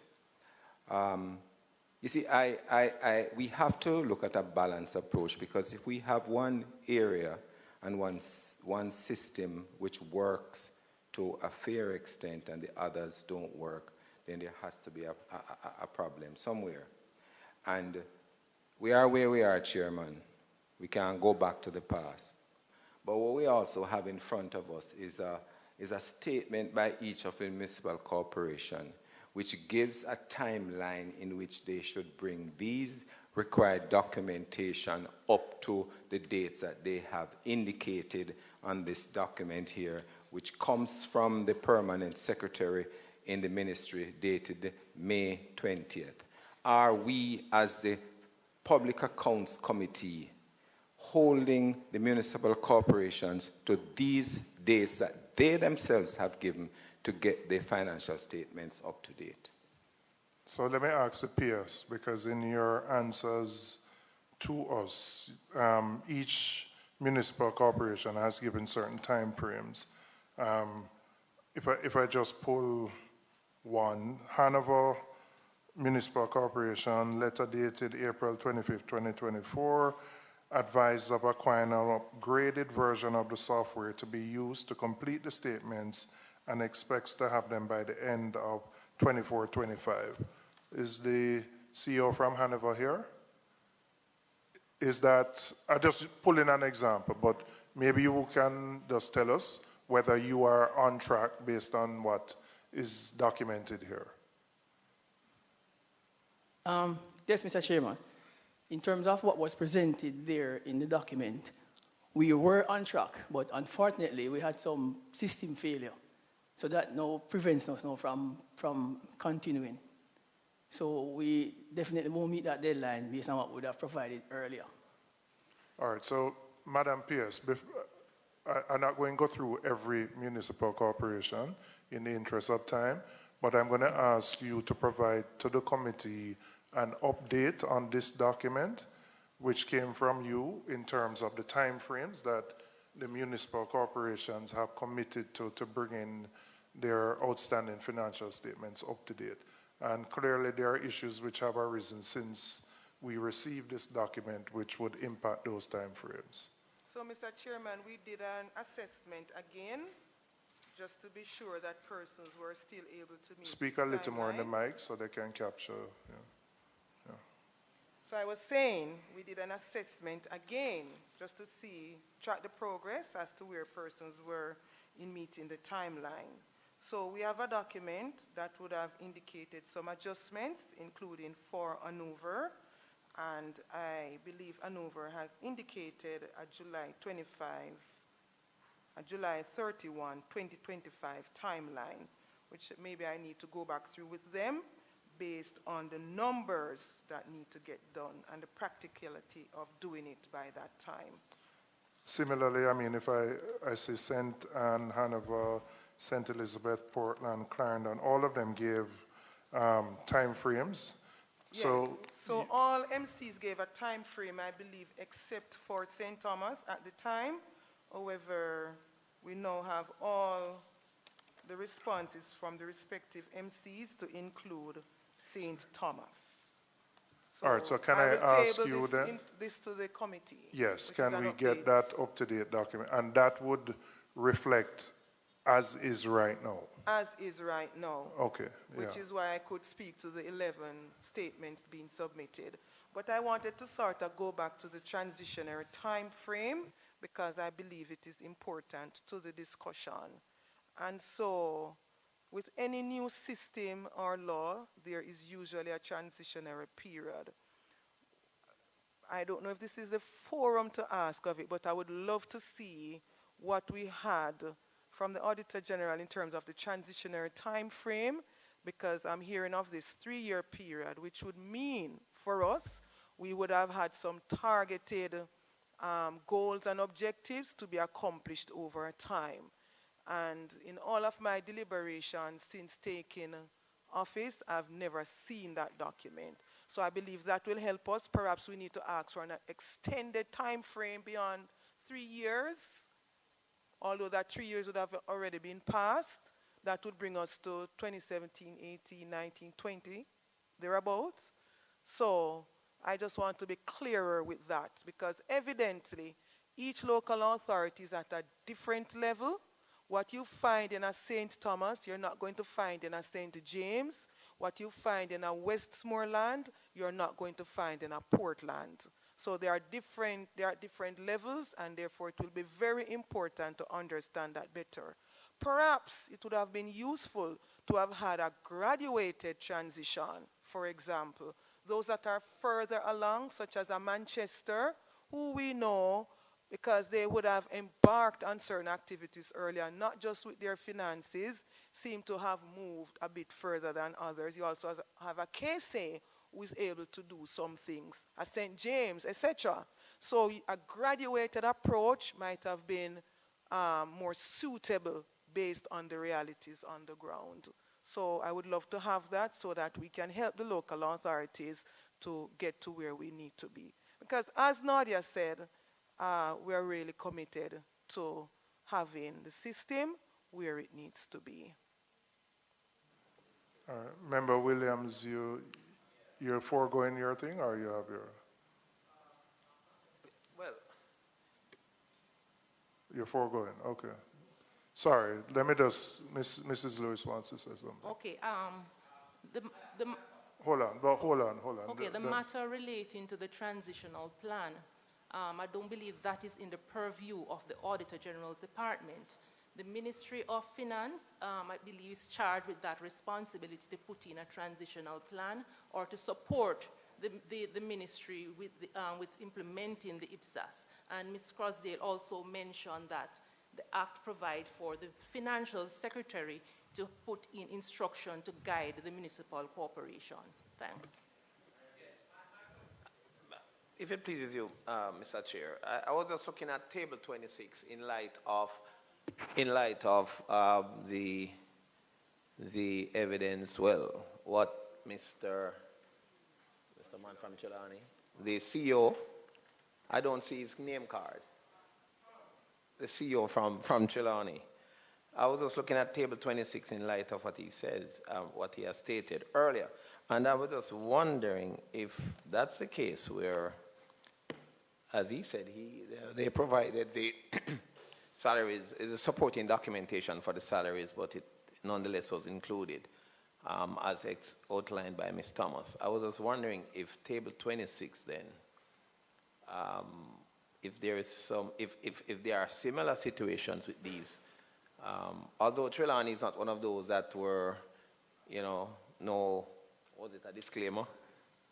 But Manchester, Portland, these municipal corporations, if it is that they could have experienced a similar situation as Trelawney had experienced, and that would mean that these figures here, which are stated as being unsupported, this expenditure here stated as being unsupported, could very well, be inflated.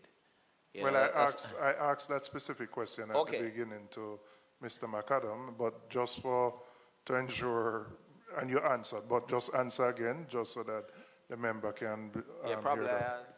had a little senior moment. Hold on, just release your mic from it. Yes, yes, Mr. McConnell. Yes, Chair. So the figures in Table 26 represent expenditure and revenue that we were not able to verify due to the absence of sufficient appropriate audit evidence.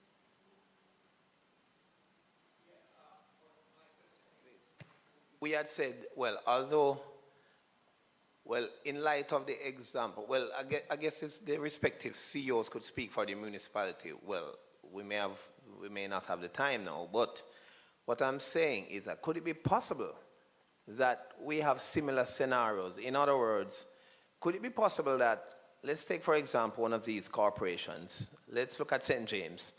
Could it be possible that this expenditure here stated as being unsupported, could it be that the salaries and wages, etc., evidence was also provided and forms part of this figure? I'm just saying, could it be? That's the question I asked. You know. But he has not answered the question. He has just been general that, well, we don't have one support. These are figures that we don't have support for. But I'm saying, based on the example cited by the CEO of the Trelawney Municipal Corporation, what I'm saying, could we have similar issues with could we have had other occurrences which were included in Table 26 and does not provide an accurate, well, I wouldn't say an accurate, but an inflated figure? I'm just asking if that's a possibility. Because it wouldn't be fair to Manchester, Portland, Clarendon, Portmore, St. Thomas, and St. James if that were the case. All right, let me alone to answer. That's not the case, member. That's not the case. So let us look at each individually. You mentioned St. James. So the issue with St. James was, and the CEO mentioned it, they had a situation where they lost all their information because of a IT failure. So all their information was lost because of the IT failure. So they were not in a position to provide us with anything because they lost everything due to the IT failure. A similar situation occurred with Portmore. They had an IT failure. They were not able to provide us with the information. The committee will be familiar with the situation with Portland, for example, where they actually wrote to us to say that the information, they couldn't find the information, and they gave us the reasons why they couldn't find the information. So for each of these specific cases, the MCs actually provided us with the representation that they are not able to provide us with the specific information requested and the reasons why they are not able to provide us with the information. And in many cases, the information was not available due to the passage of time. They just couldn't locate some of the information. Let me just ask for, and that explanation, is that in the annual report anywhere? No, it's in the audit opinion. Oh, it's in the audit opinion? It's in the audit opinion. Okay. Right. So, you see, Chair, that's a question, the very question I was going to ask. Because it's in the audit opinion, but we weren't given details of the individual audit opinion so that we would have come here. Because we came here with some amount of anxiety based on last meeting when we were told X amount of reports are a disclaimer. And yes, you can have disclaimer, but you don't suffer anxiety because the reason for the disclaimer is stated. You know? So going forward, we would love to see it in the, I'm not asking that, I'm saying what we would love to see. It don't mean that the Auditor General is going to provide us with it. But we are going to come here and we are going to ask these very questions about it because our experience would have taught us to ask the question, and our experience would have taught us not to be anxious. Chair, since I have the mic right now, I am recommending, Chair, I'm recommending, Chair, that the Ministry of Finance provide the appropriate, coming from the PAC, that the Ministry of Finance provide the appropriate funding to support the municipal corporation in order for them to move from the space that they are in. It doesn't look good.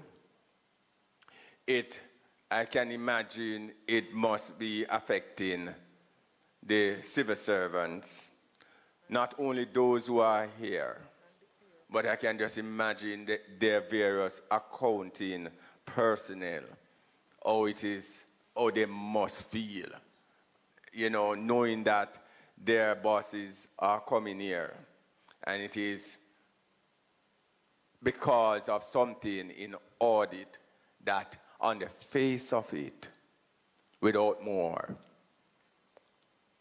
it doesn't look good. So I'm hoping that we can really look at it and provide a similar assistance and even more for the municipal corporation. So Thank it's you. to be specific, and I'm going to invite Mrs. Blake. The support is at different levels. The municipal corporations need particular positions established and filled, and that's Ministry of Finance. Secondly, they need support to deal with the backlog. That's a separate thing. Third, they need technical support, meaning the appropriate expertise to be able to do what is being asked of them. But Mrs. Blake, let me invite you to address us. No, something wrong with that, Mike. You want to just use the other one beside you? Just pull the other one beside you.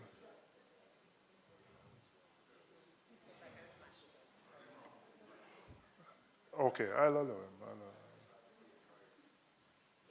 Right. Mr. Chairman, just to say, as far as I'm aware, we have been working with the Ministry of Local Government. As was said earlier, a structure has been sent to the Ministry of Local Government for the municipalities. I have a date, April 2024, I think, that the Permanent Secretary would have received that correspondence. And as far as I'm aware, we're waiting on some responses regarding that. That structure would include an accountant and some other positions for the municipalities. As well, I'm aware that she has submitted a restructuring for the ministry itself, and that includes a project unit that would provide some support to the municipalities. So we are working with them, and it's through submissions from the Ministry of Local Government that we'd be able to provide whatever support, whether financially or otherwise. Okay, thank you. That's important. Yes, PS. Yes, so Chairman, so thanks. So Mrs. Blake is indeed correct. Remember, I alluded to that initially, but there are in fact some other support that we had asked for to include hardware, technical support, and so on. So I believe that conversation, as I indicated, we still have to continue with the Ministry of Finance to work those through, because truth be told, even with the structure that we have asked for the ministry to give that support to the MCs and the project initiatives, and the structure we now have in-house for the MCs that we are deliberating on, we will need additional support. So Mrs. Blake will continue that conversation as to the specifics. Mr. Thomas has indicated his willingness to be a part of the committee, and so the information will be channeled accordingly. Mr. McCallum. Thank you, Chair. I just wanted to follow up on the points raised by Member Sibley's. And I did in fact answer the first question last week in relation to the audit opinions. At that time, I indicated that the audited financial statements containing the opinions are to be tabled or are to be submitted by the minister to the Parliament for tabling. So that process is outside of the Auditor General's control. We completed the audits, we issued the opinions, and those statements were sent to the ministry and the MCs. And it is up to the minister to table those statements containing the opinions. Section 6 of the Local Government Financing and Financial Management Act gives the minister that responsibility. So that's the first point, Mr. Chair. The second point in relation to the support, I agree 100% with the sentiments expressed. But I just want to say, Mr. Chair, that we don't have to reinvent the wheel because a template already exists for something similar.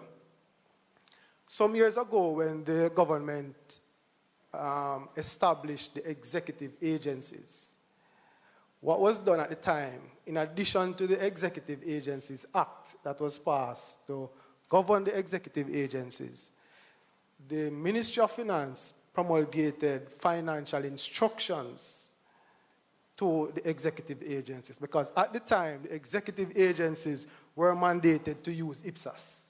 So these were new organizations coming from, in many cases, central government doing cash accounting. And when they were transformed into executive agencies, they were required to use accrual IPSAS. What was done? The Financial Secretary, Ministry of Finance, promulgated instructions, financial instructions, to guide the executive agencies in how they should execute their financial management. In fact, and I believe the unit still exists today, a unit was established, an executive agencies monitoring unit was established in the Ministry of Finance to monitor the executive agencies. And I am saying that to say that a template exists so we can look at what was done successfully in the past, because as it is now, the executive agencies have in fact implemented IPSAS successfully, and in many cases they get clean audit reports. And so we can look at what was done then and use that as a guide in going forward. All right, thank you. Mr. Hill, and then Ms. Crosskill. Thank you, Chairman. Thank you, members. Beyond the technical discourse that we have been having, which, to my mind, and the term reduction in anxiety is highly welcome and accepted.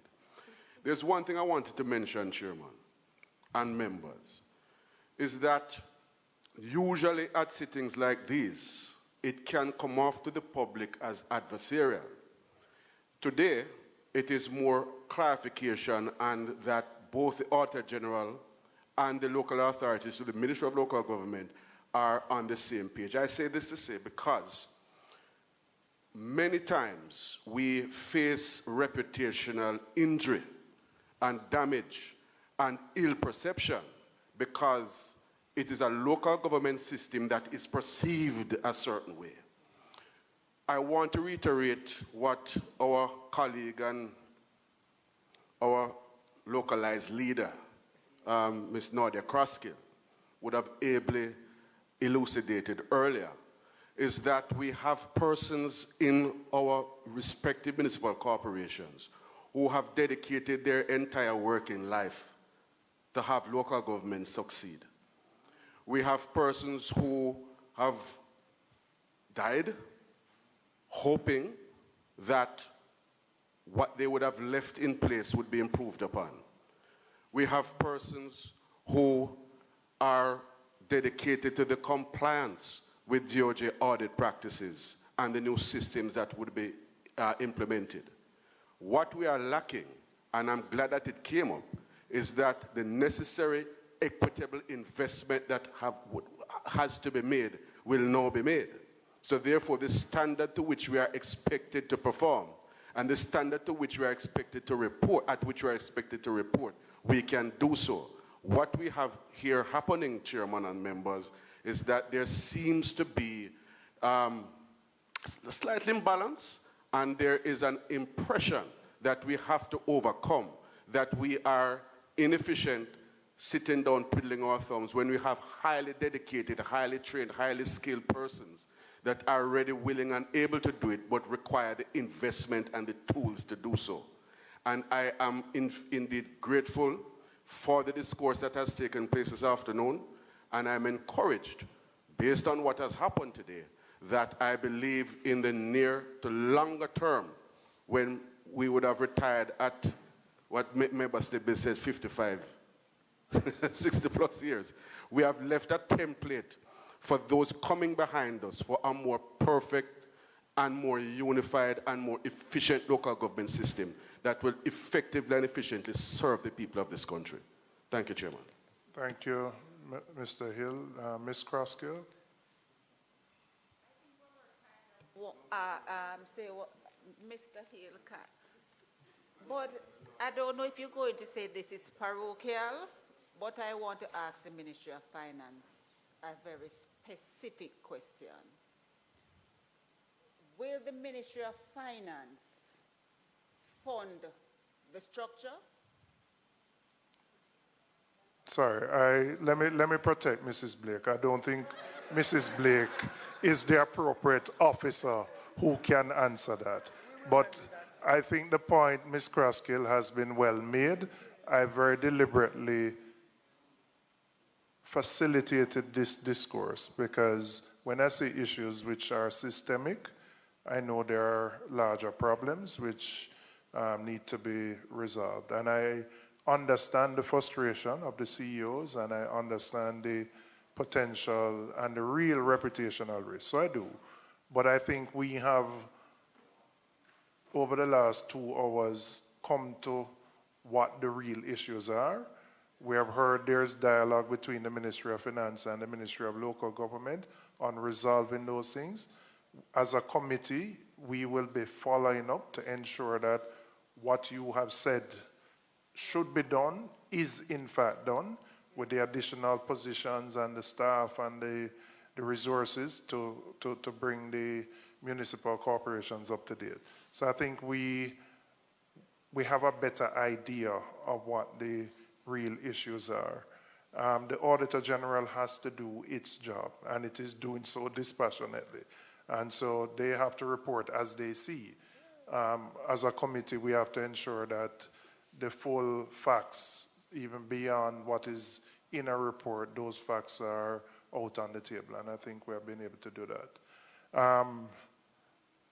Before I recognize the member from South Manchester, I just want to indicate formally that we're tabling at this meeting the response to the Auditor General's 2023 annual report from the Ministry of Local Government and Rural Development and the supporting documents, appendices 1 to 3. We're tabling the Auditor General's briefing document prompt on the municipal corporations. We're also tabling it's been tabled, the annual report for the year ending March 31st, 2023. I'm saying this because to the public, they wouldn't have been aware of these documents. They're tabled, and then the Parliament sends them out so that the media and others can be aware that these are documents for public consumption. We are also following up as a committee to the Financial Secretary on a matter which came up at the last meeting, as to ascertain whether legal advice was sought from the Attorney General's chambers regarding the pursuit of the recovery of the 4.6 million paid to the former executive director of the Financial Services Commission. And we are also following up to the permanent secretary of the Ministry of Science, Energy and Technology and Transportation to request a copy of the report of the Audit Committee, read the Auditor General's special audit report of the Transport Authority. So those are follow-up things. Member Chin. Thank you, Chair. I just need clarification in my mind. The policy or law was passed to change the accounting reported in 2017 with a 3-year period to implement. Ms. Crosskill indicated that her accounts were sent back as far as 2004, 6. So in my mind, I want clarity as to which year all agencies, departments are required to report in the IPSAS standard. Is it as far back as 2006? Is it 2017? Is it 2020? The 3 years? Which year is required? Is it required for this reporting standard?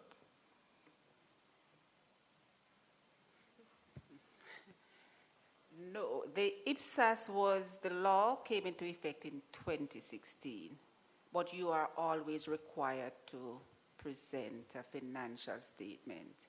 So before 2016, it was the cash basis. Since 2016, it's IPSAS accrual. But what I was saying was that what was presented in the format that we were used to presenting it, the Auditor General said that they couldn't audit that, do it over in this format. So what they did, they sent us a format and said, do it in this new format, and sent back what we had sent to them. So, but it has nothing to do with IPSAS those prior year, because those prior years it was cash basis. You clear, Member Chin? So they sent you back to 2016 to report in the IPSAS format? No. You were preparing it in the cash-based format. We were preparing it in the cash basis, but the way it was presented, the Auditor General did not like it. They said that they can't accept it that way. So they prepared a format and sent it to us and said, do it this way. Which was not the IPSAS way? No, not the IPSAS way, just modified accrual. So the question, which is still outstanding, what year is the IPSAS format required? From 2016. From 2016. And there was a 3-year transitional period that was established. Member Guy, finally. Chair, I might be adding fuel to the fire, but I think it's the final fire that probably will. Final. Yes. I'm reading page 102 of 123 of the Auditor General's report, 32.154. Section 27 of the Local Government Finance and Financial Management Act states, the accounts of a local authority shall be subject to audit by the Auditor General in all respects as if the local authority were a department in the public service of Jamaica. Section 27.2a states, as soon as practicable after the end of each financial year of a local authority, but in any event such time as may be prescribed, the local authority shall make available to the Auditor General in such manner as the Auditor General may require all returns, books, papers, or other information required by the Auditor General. Unquote. In such manner. Well, that's the law, which we are responsible for here. Any other business members? Can I have a motion? Member Morrison, seconded by Member Sibley's. Let me thank you, the CEOs, the staff from the ministry, and the Ministry of Finance and the Auditor General's Department. Thank you very much, ladies and gentlemen. Meeting adjourned.